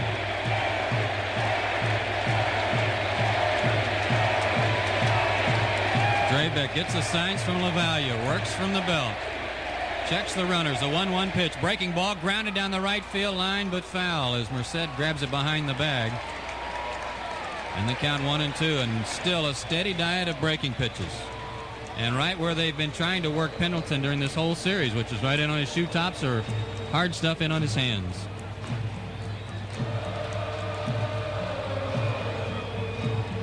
If Blauser's line drive is 3 or 4 feet either way of King, it's a base hit and at least 1 run home. But he hit it right at King as he backhanded it and stepped on the bag. And now Pendleton up there with a 1-2 count on him. Runners take their leads. The pitch outside. Drebek wasted one way off the plate that time, and now the count 2-2, and this is a pitch he's got to try to get him. Otherwise, Treadway at second and Nixon at first would be running on a 3-2 pitch. Outfield playing extremely deep. Alex Cole almost on the warning track in right field. And here comes the 2-2 pitch on the way to Pendleton. Fastball taken. Ball 3. Whoa, mercy. LaValliere framed that one there for a long time as Drebek tried to sneak the fastball by him. I'm glad they don't pay me to umpire from up here. The inning would be over. A very good pitch that surprised everybody. Now the runners will be moving. Treadway at second. Otis Nixon at first. The payoff pitch here in the 6th inning to Pendleton. Swung on, line drive into left field. But Barry Bonds is there, and he makes the catch. And that does it for the Braves here in the 6th inning. They load them up and can't score. No runs on 3 hits. No errors. 2 left. We go to the 7th. Still 2-0. Mike Stanton, the new pitcher, as we go to the 7th. Let's pause for station identification here on the Atlanta Braves Radio Network. FM 95, WPCH Atlanta. Use Atlanta's Peach as your morning wake-up station with your favorite music and just the right amount of information you need to start your day.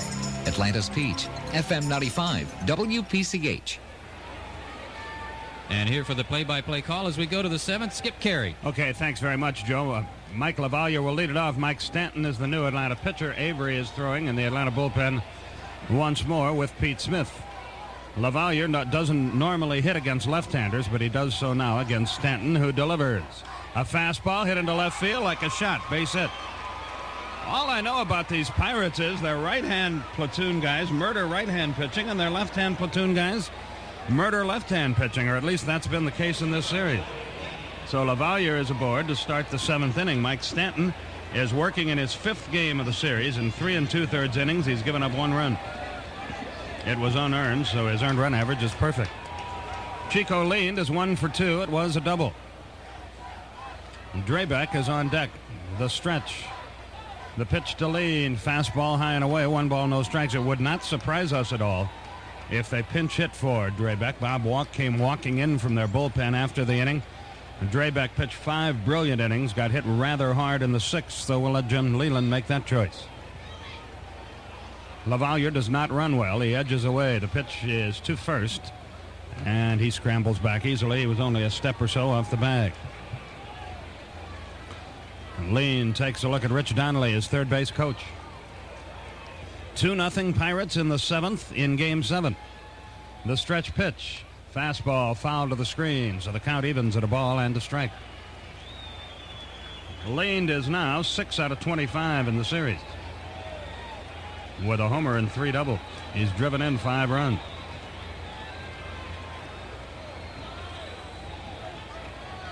Mike Stanton again looks in. The outfield plays him straight away and not too deep. The pitch to him. Fastball lined into center field. Nixon on the run. He'll get there. 1 out. That ball was hit very hard. So Lean is retired, and Drebek will hit for himself, which means he will pitch on into the bottom of the 7th. Alex Cole moves on deck. Berryhill, Pendleton, Bream join Stanton on the mound. The way Walk continued to throw after the inning ended, Skip, got the impression that he may come on and they may pinch hit for Drebek. But maybe after he got back to the dugout and told Jim Leland he was all right, Leland decided to let him hit for himself.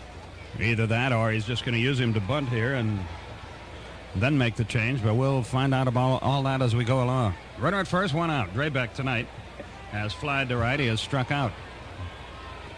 The stretch and the pitch. He is going to bunt, and he takes a strike instead. It's 0-1. He shortened up, but then took the pitch. Now Bream in for another word with Stanton. 1 on, 1 out, top of the 7th. 2-0 Pirates, our score. Drebek wants to be sure. Goes down the line to talk to Rich Donnelly. All the signs that have been used for 190 or 200 games now, but you'd be foolish to not make doubly sure with everything riding on this contest. 0-1 the count. The stretch by Stanton. Drebek squares, throw to first, runner back. Boy, he comes about as close to balking as anybody in the National League. Drebek again studies his third base coach, Rich Donnelly. Looking ahead to the bottom half of the 7th inning, Justice, Bream, and Gant due for Atlanta. The heart of the order. The stretch. Drebek waits in the 0-1 pitch. He takes it high and away. Again, he showed bunt, and the count is even at 1-1. A ball and a strike. Again, Bream in for a word with Stanton. Avery and Smith ready in the Atlanta bullpen if needed. Must be a peculiar feeling for Steve Avery throwing down there with a game in progress. A ball and a strike. The pitch. A bunt is down the first base line. It's a good one. Bream fields, throws to Lemke, covering in time. The runner is in scoring position. With 2 out, it's a 3-4 sacrifice. You can't bunt it any better than that. Alex Cole is the scheduled hitter, but he's going to be called back here, and Lloyd McClendon is going to grab a bat and come out to hit, and let's see if that brings Pete Smith into the game. McClendon has not yet been announced.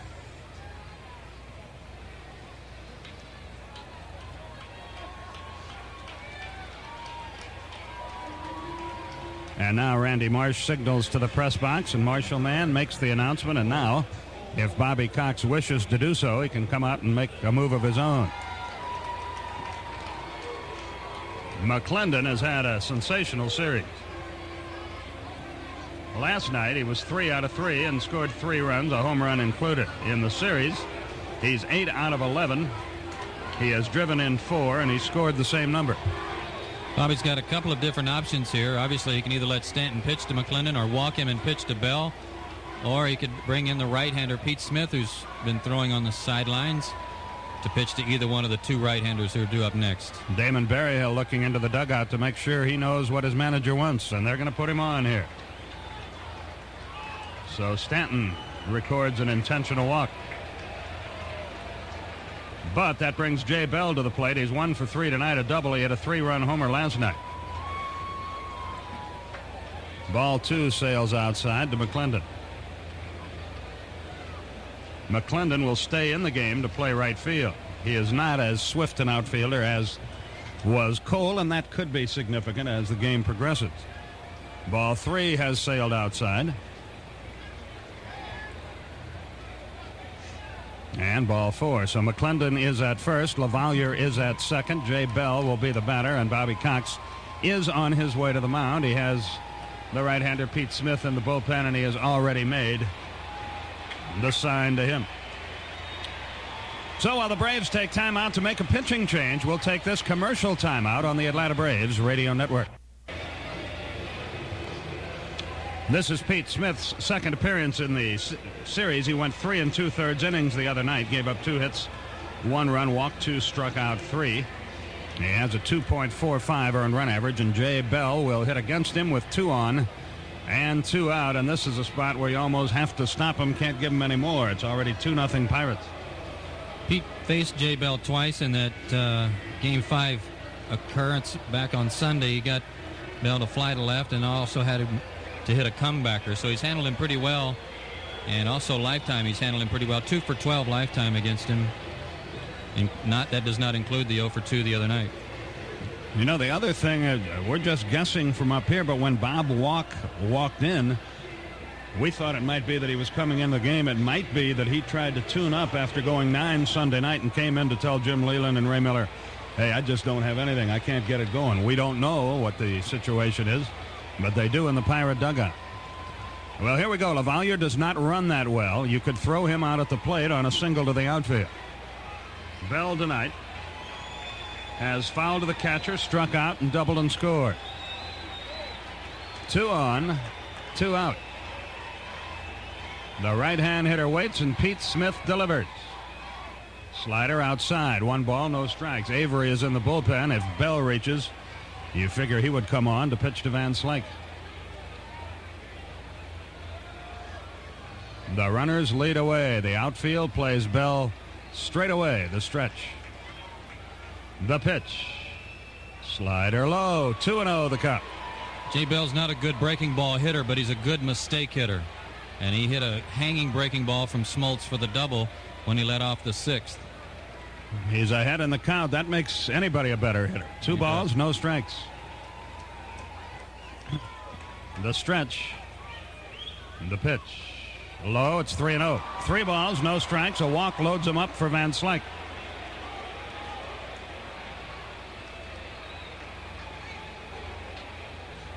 Van Slyke, by the way, is 2 out of 3. Terry Pendleton to the mound to talk with Pete Smith. Would they turn Bell loose in this spot? Possibly. Possibly, knowing that even if he walks, Van Slyke's going to have to hit off Avery, and maybe he would prefer this matchup to let Bell swing away 3-0. Especially the matchup on a 3-0 count. Yes. Well, we'll find out in a minute. Perhaps Barry Hill returns to the mound.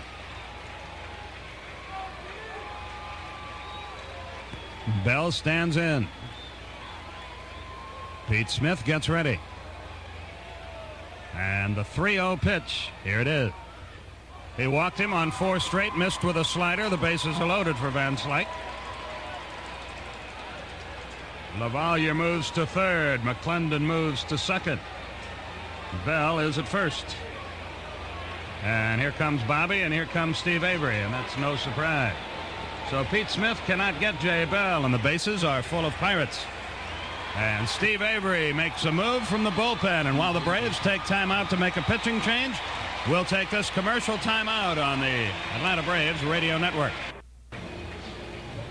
Steve Avery makes his second relief appearance of his major league career, and he faces Andy Van Slyke, who was 0 for 4 against him in this LCS. Has been 3 out of 10 in regular season play against him. And the only out Steve got in that terrible outing he had the other evening was Van Slyke on a ground ball to third.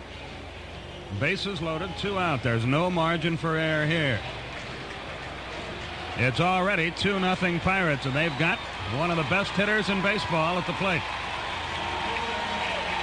Skip Steve was also throwing in the bullpen during batting practice tonight. It was his turn to throw between starts, if there is another start. So he got in some work during BP before he even began to warm up tonight. I don't know if that's good news or bad news. Perhaps we're about to find out. Van Slyke stands in there. A runner at every base. The outfield plays him just about straight away. So does the infield. He's 2 out of 3 in the game.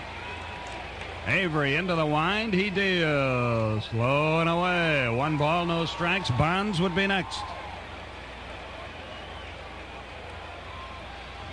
The Pirates bidding to break it open in the 7th, but there are 2 out. Avery gets the Barry Hill side. The 1-0 pitch. Here it is. Swung and missed a high fastball. If there are any numbers to help Steve here, Skip, it's that Van Slyke is 0 for 7 this year with the bases loaded. 0 for 3 with the bases loaded and 2 out. 1-1 the count. Van Slyke out of the batter's box for a moment. The runners lead. The 1-1 pitch. Curve, pop foul, out of play. It's 1-2. He chased a bad ball. Throw him another one there, Steve. A standing ovation here as they try to root Avery home. Getting out of this might give the ball club a little lift if they can get out of it. A ball and 2 strikes.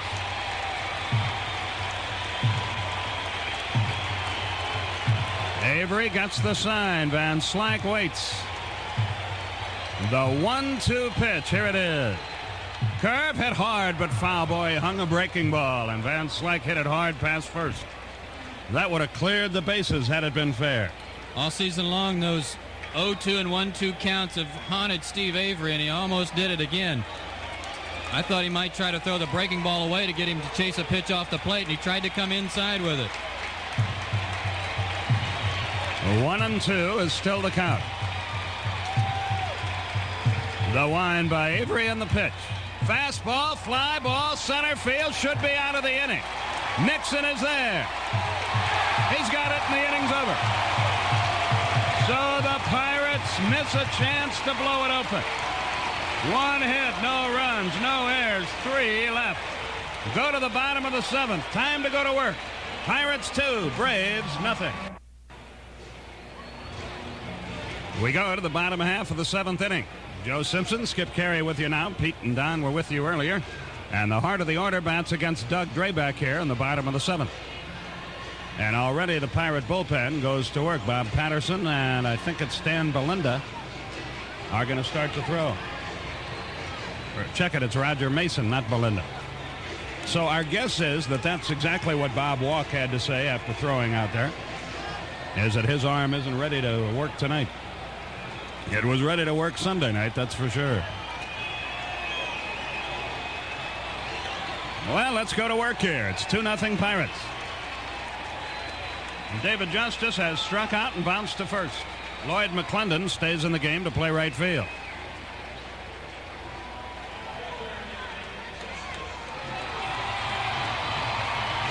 Drebek has pitched a whale of a ball game.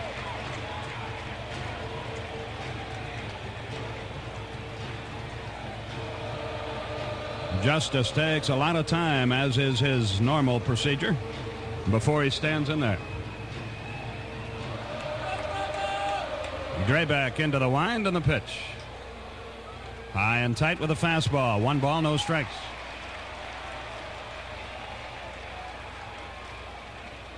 Justice again takes his accustomed walk around the batter's box.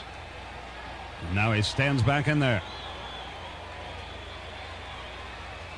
The wind by Drebek, the pitch. Fastball right through there. 2 fastballs in a row. David obviously looking for a breaking ball. He took it, and it's 1-1. Sid Bream waits on deck. It is getting late, and the Pirates lead by 2. Drebek delivers. Let up, hit on the ground to second. Beautiful pitch. Lean bobbles it. Throws. Still got him. 1 down. Lean went to one knee to make sure the ball hit off his glove, rolled away, and he was just barely able to reach it and throw out the Atlanta right fielder. 1 away. Boy, he has thrown his off-speed stuff brilliantly tonight. Bream has bounced to second, bounced to short. Report on John McSherry, home plate umpire who started tonight's game, is that he's going to be kept for observation tonight at Piedmont Hospital, still suffering some dizziness. Well, John, if you're listening, we wish you a speedy recovery. The pitch to Bream. Fastball line, left center field. I don't know if anybody can get that ball all the way to the wall. Bream around first. He's on his way to second with a 1-out double.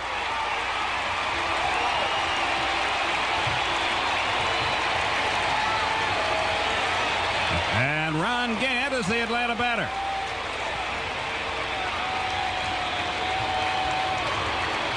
Now here's a tough spot for Jim Leland. You know, Drebek's had a good breaking ball tonight, and he's retired Gant twice. Struck him out the last time up on breaking balls. Looks like he's going to leave Drebek in there instead of going to a fresh arm. And Drebek's thrown quite a few pitches. Gant stands in there. A long one would tie it up.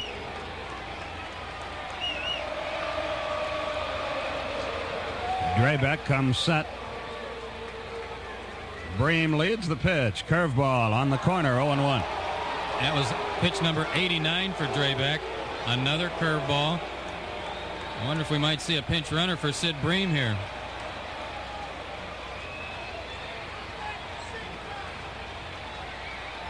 No such move is being made. Gant looks in. Ron with 2 home runs in the series. The stretch. Pickoff play at second. Bream goes diving back and beats Lean easily. Nobody's left early tonight, boy. The fans glued to their seats or on their feet at their seats, rooting for their Braves.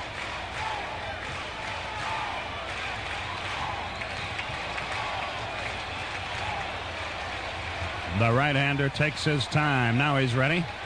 Bream a lead. The 0-1 pitch. Here it is. Strike two call. Another curveball over the outside corner. Ron guessed wrong. Well, and that was not a very good breaking ball by Drebek standards tonight. That one stayed out over the plate a little bit. Ron still looking for the fastball. Had a good breaking ball to hit. So the count is 0-1. Or rather 0-2.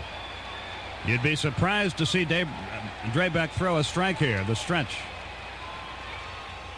Again, the pickoff play at second. Close play. Bream went in standing up, but made it all right.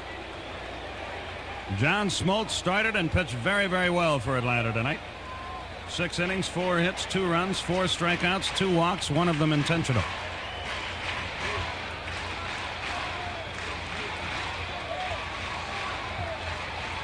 Drebek gets the sign and the 0-2 pitch.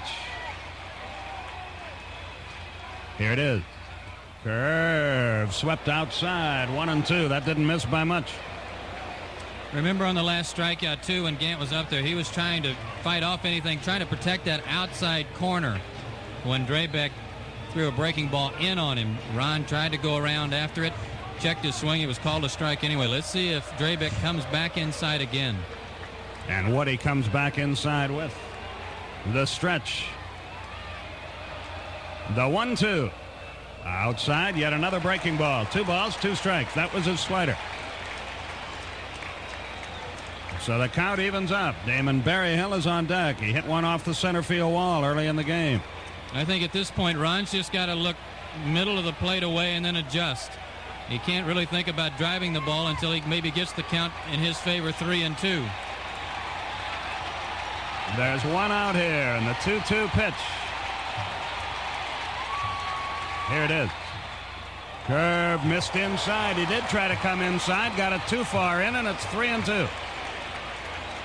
He threw it right at Ron to try to get him to flinch, and it just wouldn't quite come back over the inside corner. Now, with first base open, Gant representing the tying run. Let's see how he works it.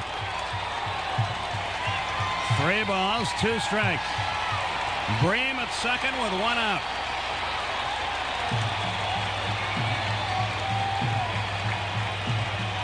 Drebek comes set. Now the pitch. Fastball foul tip. LaValliere couldn't hang on.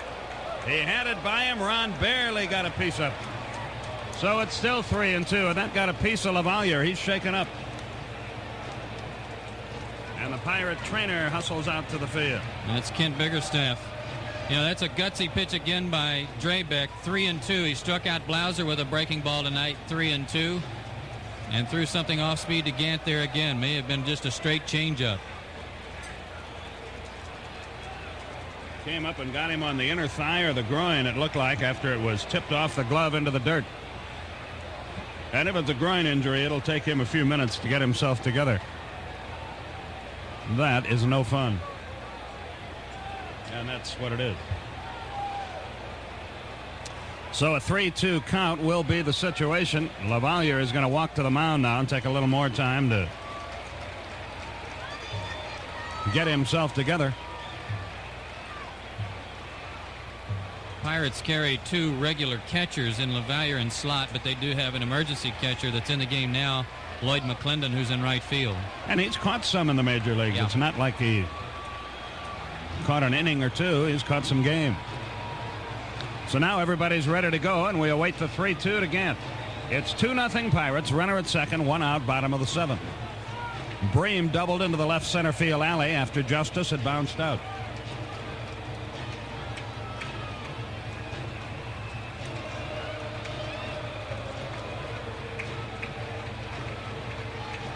Gant stands back in there.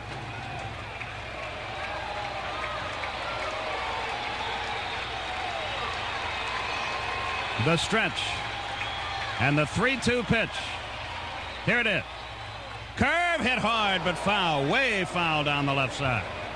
That's vintage Ron Gant. He was so far out in front on that curveball. He almost hit it in the Pirate dugout. And Drebek came back with that high breaking ball inside again, only this time he left it in there and Ron was able to get around on it. Ron's doing the right thing. He's still looking fastball and adjusting, and Drebek just keeps feeding him the off-speed pitches. Kent Merker, Jeff Wieren go to work in the Atlanta bullpen. Another 3-2 is due Ron Gant. What a duel these guys are having. Drebek steps off the mound. They're both from Victoria, Texas. This may be, if the Braves rally, the last game Doug Drebek ever pitches for the Pirates. Rumor has it he's headed down to Houston next year. 3 balls, 2 strikes. The stretch. The pitch. Swung, high fly ball, left field. Bonds over near the line in foul territory. Cannot make the play. It's in the seats. Shy of a home run. It would have been caught had it been 5 feet further the other way. I don't know how many lives Ron Gant has, but he's already used up a couple of them in this at-bat. The foul tip at the plate, and that one that just barely reached the seats out of the reach of Barry Bonds. And maybe it's one of those plays where you just battle and battle, and you finally get a pitch you can handle, and maybe Gant will be able to do something with it. He's fighting for his life right now. 4 out of 22 in this series, 2 of them homers. The stretch. The 3-2. He walked it. Slider outside. That's a pretty good at-bat. Here's Berryhill. That's the first walk of the night for Drebek. And the go-ahead run is at the plate. And he would never give in to him. That was a slider, too, that just broke off the plate. What an at-bat for Gant. LaValliere to the mound. Randy Marsh, the home plate umpire.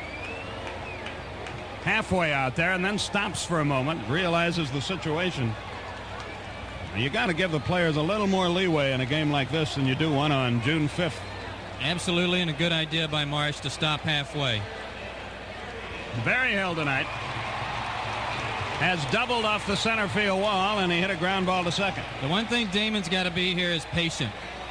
He's a good low ball hitter, good low inside pitch hitter, and if he's patient and waits for the breaking ball of his choosing, he'll be all right. He doesn't have to swing at the first one if he doesn't like it. But if he wants to hit it out of here, it's okay. The stretch. That's fine, yes. The pitch. Curve, a beauty right in there, 0-1. Over the inside corner. Mason and Patterson ready if needed in their bullpen. Merker and Reardon getting ready for Atlanta.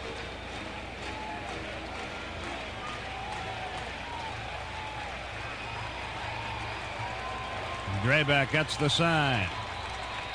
The 0-1 pitch. Whoa, what a cut he had at a fastball, but he fouled it back, and it's 0-2. He wasn't looking for a breaking ball. Good swing. The Pirate outfield is playing very defensive, extremely deep to try to keep any ball from being hit over their head. Tying run at first. They don't want to have a chance, give the Braves a chance for Gant to score from first on a double. And one of the fastest men in all of baseball on the bases, Ron Gant. He can really fly. As a right-hand hitter, his speed to first isn't that great. The 0-2 pitch. Here it is. Curve, fly ball, left center field. Bonds is there. Bonds has it, 2 down. So Berryhill flies to left, and Mark Lemke is the scheduled hitter. And he may be called back here. It looks like Lonnie Smith is going to get the call. Lemke was 1 for 2, and Lonnie Smith will hit for him. Before he does, let's pause for station identification on the Atlanta Braves Radio Network. FM 95, WPCH Atlanta. Use Atlanta's Peach as your morning wake-up station with your favorite music and just the right amount of information you need to start your day. Atlanta's Peach, FM 95, WPCH. So Lonnie Smith is the man of the hour for Atlanta now. He hits for Lemke, who was 1 for 2.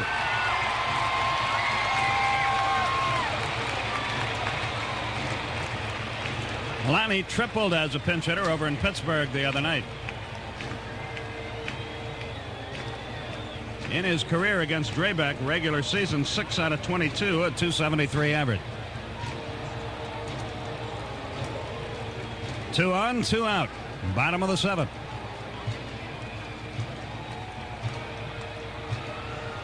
Braves are trying to tie the game up here in the 7th inning somehow, but with Treadway having already pinch hit, it'll be interesting. I guess Blauser would move to second. Belliard could go in and play shortstop. And it's Belliard loosening up now in the Atlanta bullpen. Here we go. 2 on, 2 out. The stretch. Lonnie waits the pitch. Swung and foul tipped a breaking ball. It's 0-1. He had a home run cut. And he had a good swing. He was looking for the breaking ball all the way. Good thing for Drebek. It was a good one down and away. All those breaking balls tonight have not been wasted on Lonnie. He's watched from the bench. The runners edge away. Bream at second. Gant at first. They're 2 out. The stretch. The pitch. Curve just missed the outside corner. It was a little low, and it's 1-1. A ball and a strike to count on Lonnie.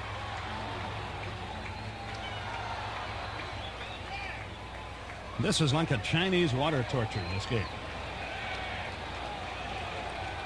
A ball and a strike. The stretch.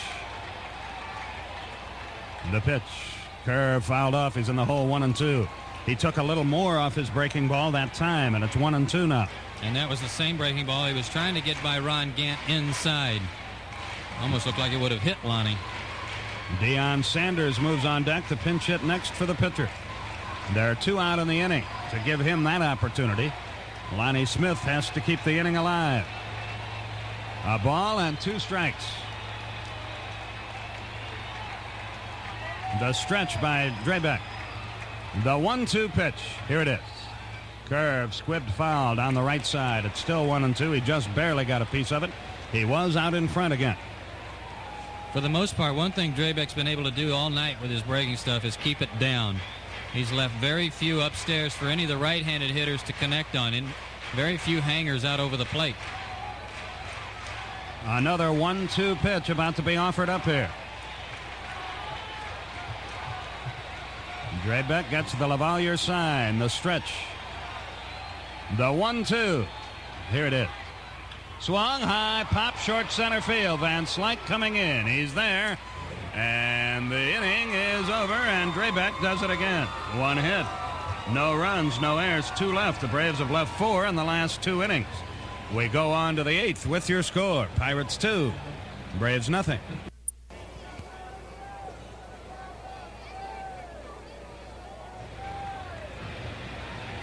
We go to the 8th inning here, and Steve Avery will face Barry Bonds. Then Orlando Merced is due, and then Jeff King as we go to the 8th. And Steve's job is very simple. Hold them right where they are until we can think of something. Braves have left 5 men on base thus far tonight, but had the bases loaded, nobody out in the 6th, and first and second with 1 out in the 7th. Pitch to Bonds, curve high. 1 ball, no strikes. Bonds has lined out, popped out, and walked.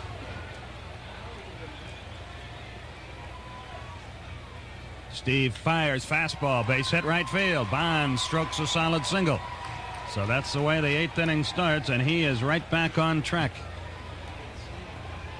Orlando Merced comes out. He will bat right-handed.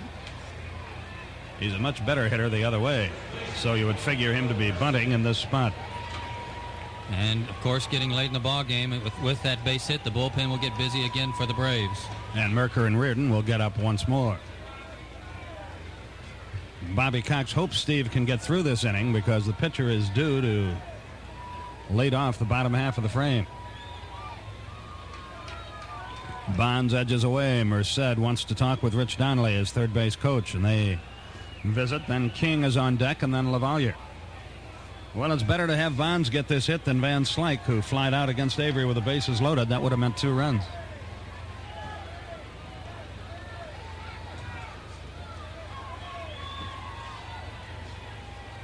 Throw to first. Bonds scrambles back, makes it easily. Merced only had 1 sacrifice bunt this year, so that may have been why he was checking with Donnelly to see if he was supposed to bunt here. The stretch to the plate. He's hacking away and missing. 0-1 the count. Bonds this year 16 out of 18 against southpaws in the stolen base department. Merced again stands in there. 0-1 the count.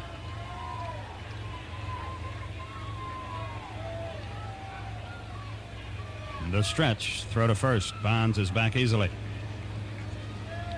Merced struggled right-handed this year. Left-handed hit .262, only .190 right-handed, and that was in 84 at-bats. No homers, 7 RBIs. So this is a guy you figure is gettable. The stretch. The pitch. Fastball chopped up the middle. Blauser in fast. Flips it to Belliard at second. They get the fourth split. The 6-4 fielder's choice. Bonds is out of there.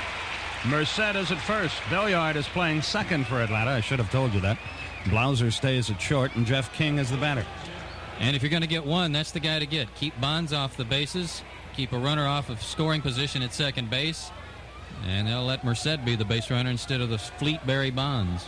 Jeff King is the batter, and he scares you because he has excellent power. Runner at first, 1 out. Avery comes set to first, runner back. Avery making the second relief appearance of his major league career. Again, he takes a look, does King, at his third base coach, Rich Donnelly. Merced edges away. The stretch. The pitch. Fastball is low. I'm just wondering why he let Merced hit if he was going to swing away when he had Gary Reedus, a hot hitter, on the bench. But I guess he's saving him for later. He might have caused Bobby Cox to go to his bullpen again and go to Jeff Reardon. The stretch. The 1-0 pitch. Line down the right field line. That's a fair ball into the corner. A runner around second on his way to third. They're going to send him. Here's the relay. The throw to the plate. Barry Hill's going to get him. He's out at the plate. Justice threw it all the way. He missed the cutoff man, but it worked out fine. It's a double, but no RBI. It's 9-2. Justice threw a one-hopper to the plate.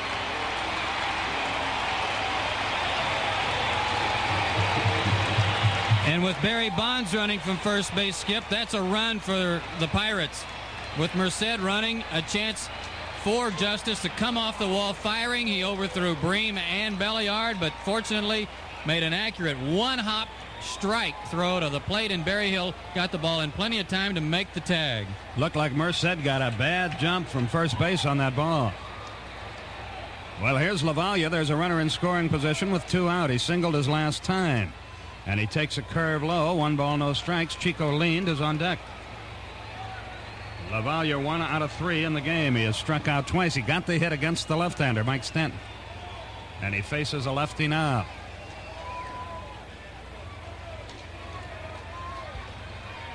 Steve again gets ready, and the 1-0 pitch to Lavalle. Here it is. Swung and fouled a fastball back. It's 1-1. The Braves keep dodging bullets here in the last couple of innings. Bases loaded with Van Slyke up there. Avery got him. They throw a runner out at the plate, and even though they haven't gotten on the scoreboard, they've been threatening the last couple of innings against Drebek. Just makes you think that they're going to figure out some way to tie this ball game up. But if you were broadcasting for the Pirates, you'd be saying, well, they blew a bases loaded, nobody out opportunity. So it's how you look at it. The stretch.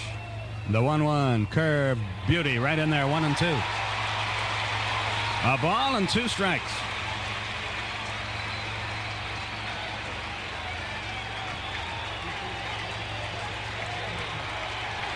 Steve gets the Barry Hill side. The 1-2 pitch. Here it is. Curve, little looping line drive. Gant coming on. Running catch. Inning over. Gant got a great jump and made a fine running catch on a looping line drive off the bat of Lavalle. So the Braves escape. 2 hits, no runs, no errors, 1 left. Bottom half of the 8th inning. Pirates 2, Braves nothing. And Steve Avery's work for the night is done. He went an inning and a third, allowed 2 hits and no runs. And Deion Sanders pinch hits for him here as we go to the bottom of the 8th with the Pirates on top. 2-0. Both teams have had chances to break it open. Neither team has been able to. But the Pirates and Doug Drebek tenaciously cling to a 2-0 lead. And now this situation here in the 8th inning, one that the Braves fans talked about earlier in the year, of trying to figure out a way to get Deion Sanders and Otis Nixon in the lineup together at the top of the order. Well, they wreaked havoc when they had the opportunity, and they're going to try to do it one more time. Their bullpen goes to work once again. Dion leads it off. He's 0 for 4 in the series. He hasn't played much baseball in a couple of months. That is all well chronicled.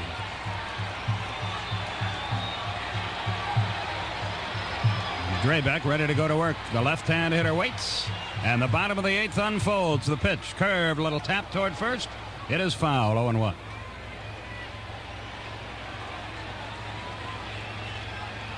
Dion's been nursing a sore foot, Skip, and he came out of the box not limping on it, but kind of stretching that foot out a little bit. I talked to Dave Persley before the ball game. He said it was feeling a lot better, according to Dion. 0-1 the count.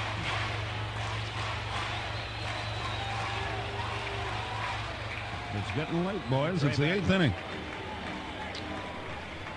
Dion's not going to see too many straight pitches here now that he's behind either. He may not see a strike here for a little while. The 0-2 pitch, here it is. Curve just missed low. LaValliere held it there. They asked for help. Gary Darling says he did not swing, and he didn't. It's 1-2. But it was close. It was close to being a strike. A ball, 2 strikes. Drebek into the wind, and he delivers. Curve, there's a drive, but foul to right. Way out of here, but foul. Almost into the club level. That's how far he hit it. It's 1-2. And because he's hit a couple of balls hard down and in, Drebek's probably going to stay away if Dion will look middle of the plate away. The pitch outside. 2 balls, 2 strikes.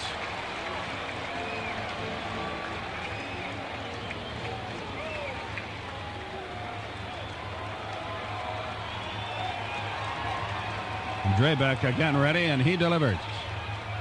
Struck him out with a high fastball. Dion goes down swinging. He had some good hacks up there, but Drebek got him. That is his 4th strikeout of the game. Joe, our booth has gotten so crowded, I think I see Glenn Diamond sitting on Don Sutton's lap back there. I didn't think I'd ever see the day. I didn't either. But they both live in the Roswell area. Here's Otis Nixon. Nixon 1 for 3. Beat out a bunt his last time. Jeff Reardon throwing hard in the Atlanta bullpen. He'll come on. The pitch to Otis is a strike on the outside corner. It's 0-1.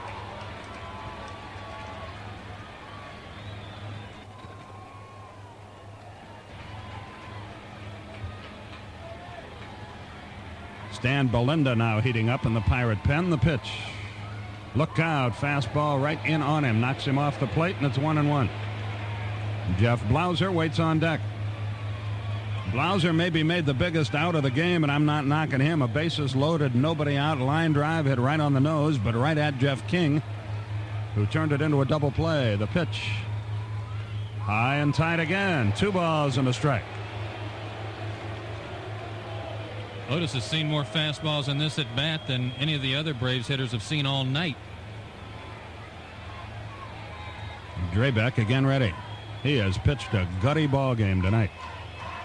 The 2-1 pitch. Here it is. Swung. High pop foul. Left side. Barry Bonds on the run. Still coming. Still coming. He's there, and he's got it 2 down. So Nixon is retired, and Jeff Blauser is the batter. I'll say this. If Blauser makes out here, and the Braves go to the 9th trailing 2-0, they'll have the guys up there they'd want to have up there for their last gas. Pendleton, Justice, Bream, and if ever anybody gets on, Ron Gant. But let's hope something good happens before that time, and that Blauser can deliver here. He's 0 for 3, but that last time he scalded the ball to third.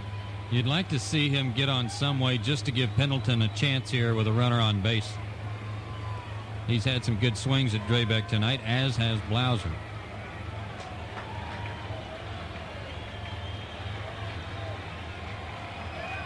The right-hander looks in. And he delivers, and it's another breaking ball for a strike. He won't be able to straighten his arm out till Christmas. He's thrown so many breaking balls, but boy, he's been a tough competitor out there tonight.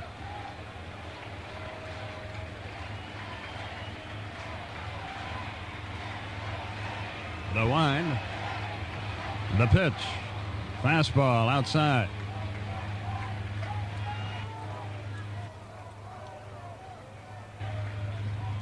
A ball and a strike, the count. 2 out, nobody aboard. Bottom of the 8th. The wind, the pitch. Swung and missed. He threw the fastball by him, and it's 1-2. And Drebek is going with his fastball a little more, it seems, in the late innings of the game. And, brother, it is late. There are 2 out in the 8th.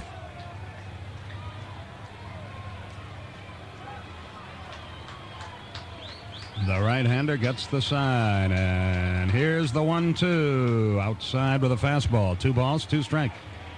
He's just trying real hard. In fact, he's got a 2-run lead, so he can afford to make 1 mistake, but he's trying real hard not to make any more mistakes inside. He's going to leave it out over the plate. He wants it away, not in. The 2-2 to Jeff. Struck him out with a fastball, and the inning is over. So an impressive inning for Doug Drebek in the 8th. He strikes out 2 of the 3 men he faces. No hits, no runs, no errors, none left. 1 more chance for Atlanta. We go to the 9th inning. He has pitched in 2 games. He has finished in both. In 2 innings, he's allowed nothing.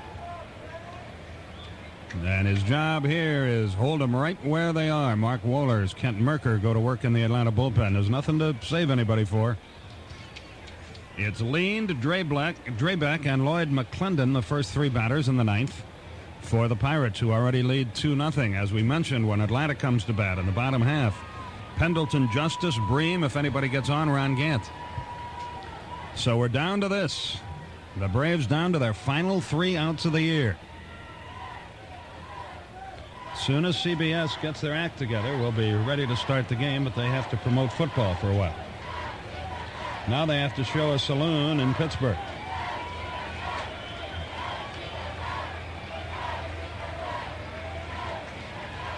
And now the game is underway, and the pitch from Wieren, fly ball deep left. Gant going back on the track. He's there at the wall, 1 out. Lean just about hit it right out of here. But Gant dashed to the warning track and hauled it in, 1 away. Ooh. Here's Drebek.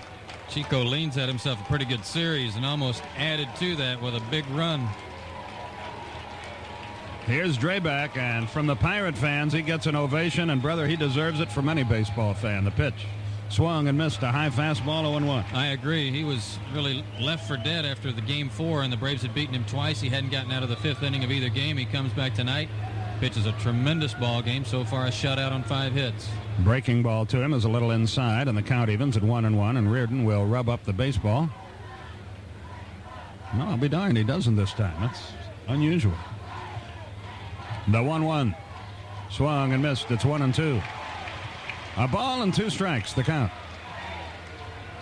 Braves down to their last 3 outs going to the bottom half of this inning. No one expected the Pirates to be able to come back and beat Avery, Glavine, and Smoltz in succession. The pitch, foul to the screen, 1-2. Well, they haven't done that yet, but they've come pretty darn close. Right, they're within 3 outs of doing that, and who would have thunk it?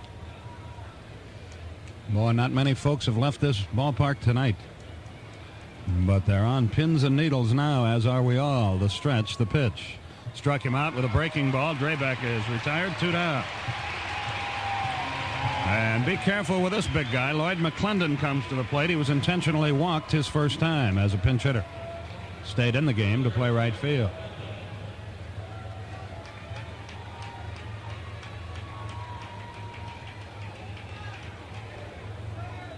McClendon had a tremendous series, 8 out of 11.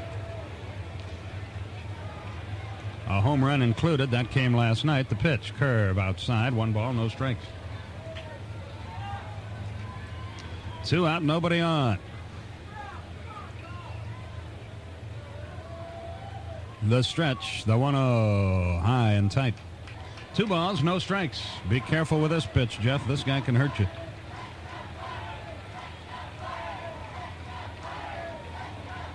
Again, the stretch. The pitch. It's low, and it's 3-0. 3-0 to McClendon, and I bet you he's got the green light here. You bet. You know, we were wondering last night if Jim Leland might use McClendon and Reedus. Well, those two guys got fewer than 30 at-bats together against righties. The 3-0 is outside. He walked him on 4 straight. So Reardon issues his first pass, and here's Jay Bell, who doubled and scored the Pirates' second run back in the 6th. And Andy Van Slyke is next. Bell hit a 3-run homer here last night. Berryhill calls time and goes to the mound, and as he does, let's pause for station identification on the Braves Radio Network. FM 95, WPCH Atlanta. Use Atlanta's Peach as your morning wake-up station with your favorite music and just the right amount of information you need to start your day. Atlanta's Peach, FM 95, WPCH. Jay Bell stands in there. Runner at first, 2 out, throw over there, almost threw it away. Bream had to lunge to make the play. And he almost picked off first base umpire Ed Montague, did Reardon with that move. Kent Merker is in the Atlanta bullpen. If Bell reaches, he would doubtless come on to pitch to Van Slyke. The pitch is a strike, a slider on the corner, 0-1. You mentioned that the Braves have the meat of their order coming up, Skip. Certainly no pinch hit appearances will be shown there, but if you're wondering about who's left on the bench, all right-handed hitters, Cabrera, Hunter, and Lopez. The 0-1 pitch. Here it is. All the way to the screen. Wild pitch. The ball bounces back to Berryhill, but McClendon is there. It's a wild pitch, and now a single would add an insurance run.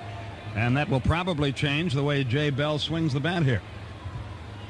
Runner at second with 2 out. Now Cecil Espy is going to come out and run for McClendon, and he will doubtless stay in the game and play right field.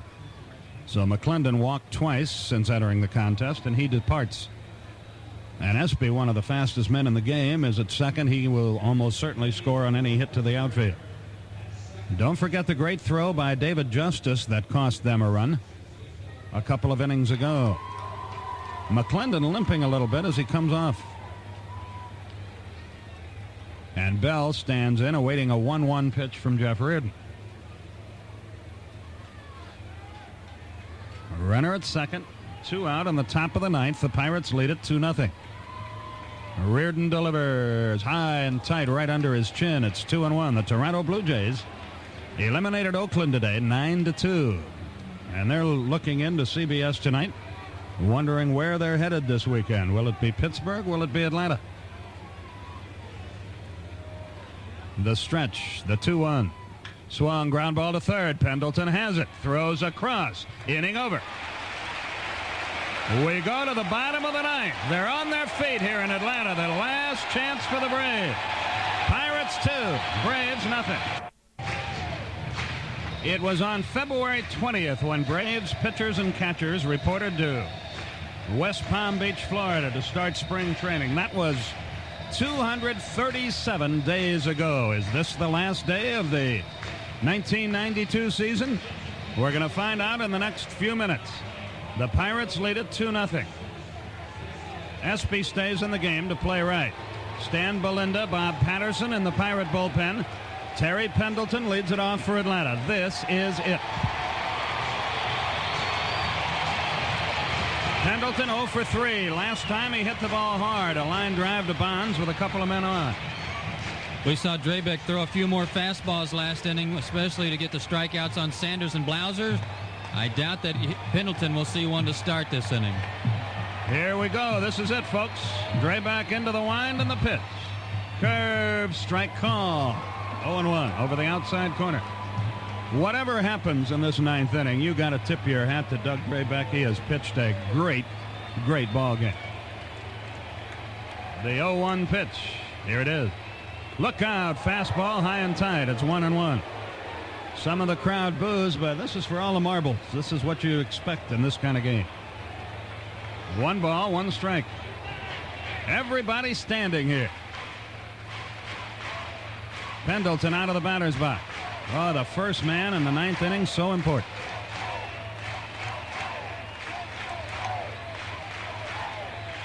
Drebek into the wind. Is 1-1 pitch. Here it is. Swung and drilled. Deep right field. On the run is Gillespie can't get it. It's in the corner. Pendleton on his way to second. Here's the throw. It's a double.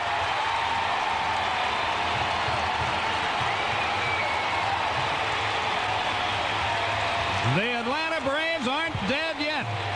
Pendleton hit a rifle shot into the right field corner to start the ninth. Drebek started him with a curveball, busted him up and in with a fastball, tried to come back with another fastball, and Terry laced it into the corner.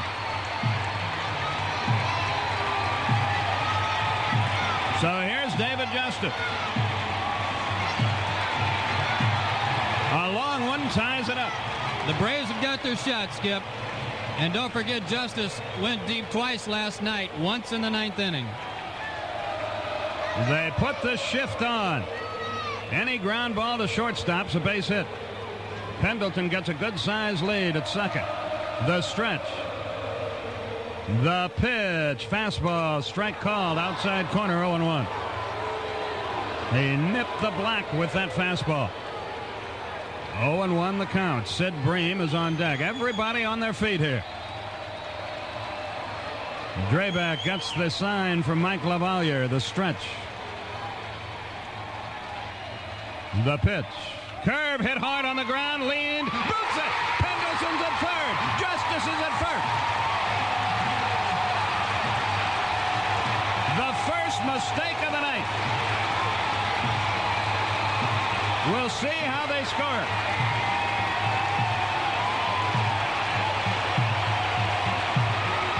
The ball was hit hard, Skip, and Lean went to the backhand instead of trying to get in front of it. I don't know that he really had time to get in front of it, and it just squirted under the web of his glove and far enough away that Justice could reach. It is an error, and here's Sid Bream, and here comes Ray Miller. Well, you said the Braves have their chance. Now they've got their chance to not just tie the game, they've got a chance to win the game. But they also have a chance to lose it. It's 2-0 Pirates. That ball was hit hard by Justice, but it should have been an out. You got a guy at the plate who's been very tough in the clutch the second half of the season. He's got a double tonight already off Drebek. We'll wait to see if he's going to get a chance to face him again. But you've also got the tying run at first base in the ninth inning of what could be the last game of the year. And you have to wonder if Bobby might try to move Justice into scoring position. Another factor in that is, yes, Sid can hit it out, but he doesn't run that well. And if he hits a ground ball, you've got a run in, but there are 2 out in the ninth. And Ron Gant is the last chance, so we'll see how they play it here. And he's not a bad bunter. First and third, nobody out. The Braves giving him a finish here, or at least trying to.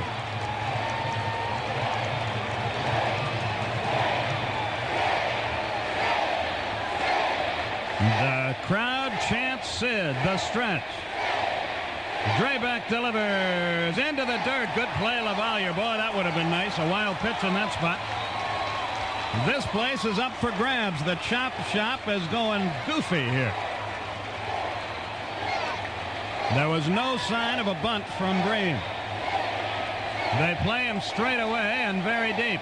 And Drebek was really trying to snap off a good curve and almost threw it away. The runners lead.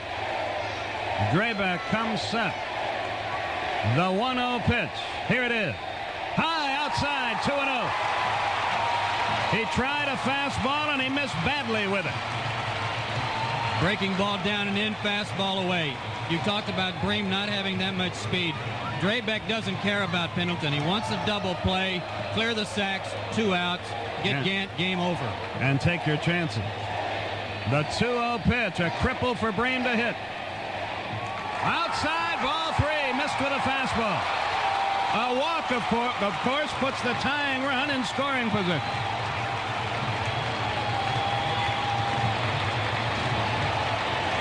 Three balls, no strikes. He won't turn him loose here, will he?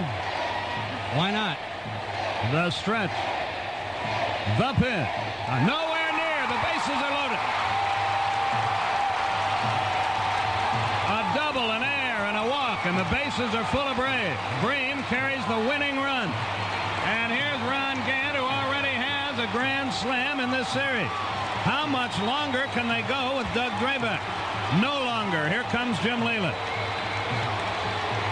And he's got Stan Belinda, the right-hander, in the bullpen.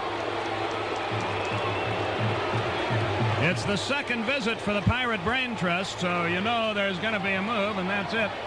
Belinda gets the call. Don't go away, folks. While the Pirates take time out to make a pitching change, we'll take this commercial timeout on the Atlanta Braves Radio Network. Stan Belinda's a big guy, 6'3", 200-pounder from State College, Pennsylvania. He was 6-4 this year. Had 18 saves for the Pirates, but that was in 59 games, so he coughed a few up, too. Skippy's a hard thrower, good hard sinker and slider, but it's his delivery that will give the most trouble to the Braves hitters, the right-handers especially. He comes from sidearm delivery, a three-quarter to sidearm delivery. Gant's going to have to stay locked in on him if he's going to make contact. Belinda gave up a game-tying homer in the bottom of the eighth here earlier this year to Terry Pendleton. Drebek threw 129 pitches, 83 of them strikes. Well, here we go. Bases loaded, nobody out. Gant waits. Belinda comes set. The pitch. Outside, a breaking ball, 1-0. Damon Berryhill is on deck. Bob Patterson is in the bullpen. Mason gets up again for the Pirates.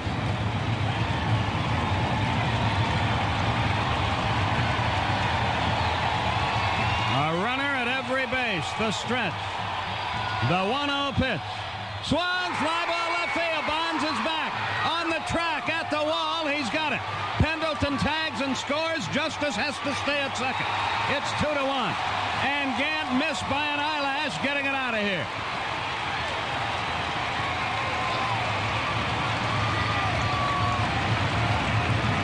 Justice took a couple of steps toward third, then scrambled back. I don't know if he could have made it or not. That wouldn't have been the play, Skip. You don't want to get thrown out trying to advance on a sacrifice fly. You want to score from second if the ball gets off the wall. He made the right play. He's still in scoring position. Here's Damon Berryhill. He's doubled off the center field wall. He's bounced to second, and he's flied to left. And he is a catcher. And if you get the ground ball out of him, you can turn it over. But he's got the power to get a party going here in Atlanta. 2 on, 1 out.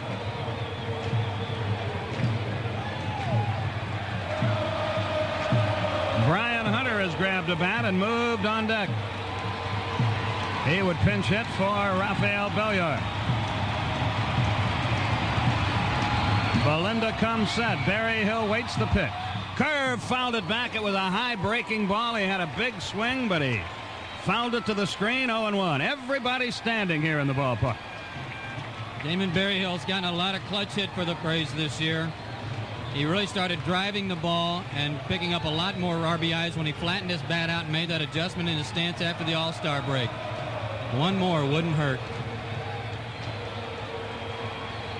Belinda gets the Lavalier sign. The stretch. The 0-1 pitch to Damon Berryhill. Low and inside. It's even now. A ball and a strike. One of the hazards here for Justice at second base with this crowd noise, he can't hear Jimmy Williams. If Bell sneaks in behind him, he can't hear any help from Corrales or Williams. He's got to keep an eye on him himself. Of course, Merced plays behind the runner at first. The stretch. The 1-1 pitch. Here it is. Low, 2-1. Low and inside with a breaking ball. He didn't miss by much. These fans are in a frenzy here. A flare off the end of the bat, a broken bat flare out behind the infield is an automatic hit. The defensive outfield for the Pirates is extremely deep to protect against a deep double. The stretch. The 2-1 pitch. Here it is. Low, ball 3. 3-1 to Berryhill. A walk puts the tying run at third with 1 out. But he's in a position to send the Braves to the World Series, perhaps, on this 3-1 pitch. The runners lead. Belinda gets the sign, the stretch. The left-hand hitter waits, the pitch. Low, he walked him, and the bases are loaded. Belinda thought he had a a strike. So did Lavoie. A single now could win the game. Brian Hunter is the batter. Pretty good pitch, boy. Pretty good pitch, but a good eye by Berryhill. So the bases are loaded for Brian Hunter. Francisco Cabrera has grabbed a bat. He is on deck to hit for the pitcher, but Sid Bream still at second base. Lopez, the only guy left on the bench after Hunter and Cabrera. And Ray Miller is on his way to the mound to talk with Belinda. Hunter is 1 out of 4, a single in postseason play. And against Belinda, he's batted only once in his career and made out. If the Braves tie this game, looking ahead, I guess Ron Gant will be the second baseman, won't he? If you're going to have to change pitchers, why not? Who's the fastest pitcher runner? Send in maybe one of the pitchers to run for Bream that might be able to score on a single. Tom Glavine runs pretty well. Tom Glavine will be an excellent choice. You got Hunter up there hitting right now. He could stay in the game and play first if they only tie it. But I'm talking about a base hit winning it, and you'd want some speed out there. Glavine would be your guy. And something else about tying the game. Ron Gant does not want to come in and play second base in the 7th game of the playoffs. So Hunter stands in there. A double play and the Pirates win. A base hit and the Braves might win. A long one, forget about it. And they've got to turn the double play. They're playing back for 2 up the middle. The stretch. The pitch. Curve hit foul past third. It's 0-1. Hunter got the big base hit when everything was sliding away out in San Diego late in the year to tie the game. A 2-out, 2-strike hit in the 9th. He doubled into the into the left field corner. Bonds is camped on that left field line. The electricity in this place, unbelievable. Brian Hunter waits. Stan Belinda gets set. The 0-1 pitch. Here it is. Swung, lifting pop fly, short center, leaned is there, and he's got it. So 2 are out, and it's all up to Frank Cabrera. I was hoping Hunter got just a little more. He might have dunked it in there, but Lean got a good jump on the ball and made the play. So it all comes down to a guy who got some big hits for the Braves last year, but who has spent most of the year languishing in the minor leagues at Richmond. Francisco Cabrera is the batter. What a spot for him. Bases loaded, 2 out, and now it's all down to 1 man. He's basically a dead pull hitter too, Skip. He's got very strong hands, likes to go out and get the ball and pull it, which really works for Belinda because with that sidearm delivery, he's going to try to keep the ball away from Cabrera. The runners edge away. The big right-hand hitter waits. The stretch. The pitch. Curve sweeps outside. A walk would tie it. 1 ball, no strike. Otis Nixon would be next. What a finish in Atlanta.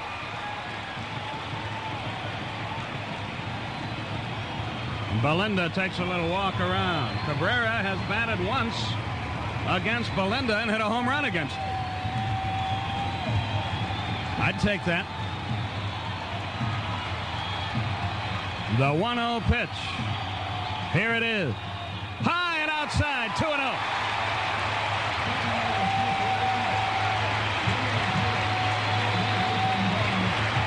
So now Belinda's in terrible straits. He's got to throw a strike. Cabrera's in the driver's seat. And he's got the option right here to make sure that he looks for 1 pitch and 1 pitch only that he can drive. The 2-0 pitch about to be made. Here it is.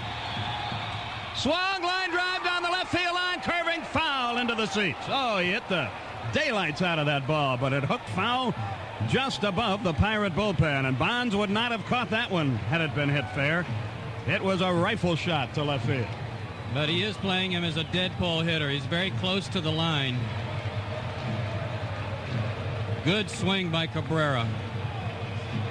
2 balls, 1 strike. What tension. The runners lead. A lot of room in right center. If he hits one there, we can dance in the streets. The 2-1. Swung line drive left field. One run is in. Here comes Breen. Here's the throw to the plate. He is safe. Braves win. Braves win. Braves win. Braves win. Braves win.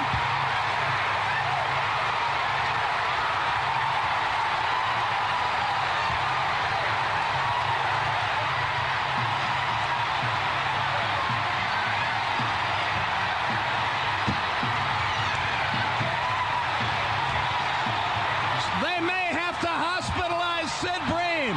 He's down at the bottom of a huge pile at the plate. They help him to his feet. Frank Cabrera got the game winner. The Atlanta Braves are National League champions again. This crowd has gone berserk. Listen.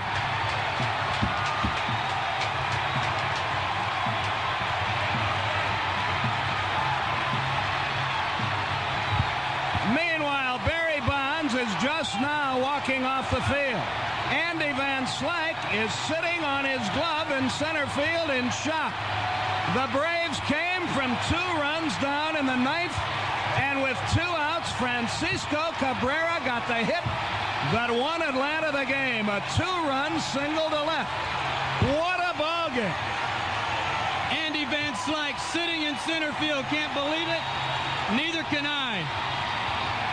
Fans all along here at the late going, Skip, said this wasn't as exciting as last year. It wasn't as dramatic. Well, top that. I knew we had him right where we wanted him after 8. What a finish. What a ball game. The Braves now run around the field, waving to the crowd. What an excited group of kids. And what a heartbreaking loss for Doug Drebek, who pitched his heart out. But somebody's got to win and somebody's got to lose. And this time it was Atlanta who won the game, and it was a bang-bang play at the plate. And a good call by Randy Marsh. It was a very close play, and he made the right one. And there are guys that are so tired and give out now, Skip, they're just passed out on the field. What a ball game and what a finish. And the 51,975 who paid to see this, including my little boy, will never forget it. Braves win 3-2. I don't have any idea what the totals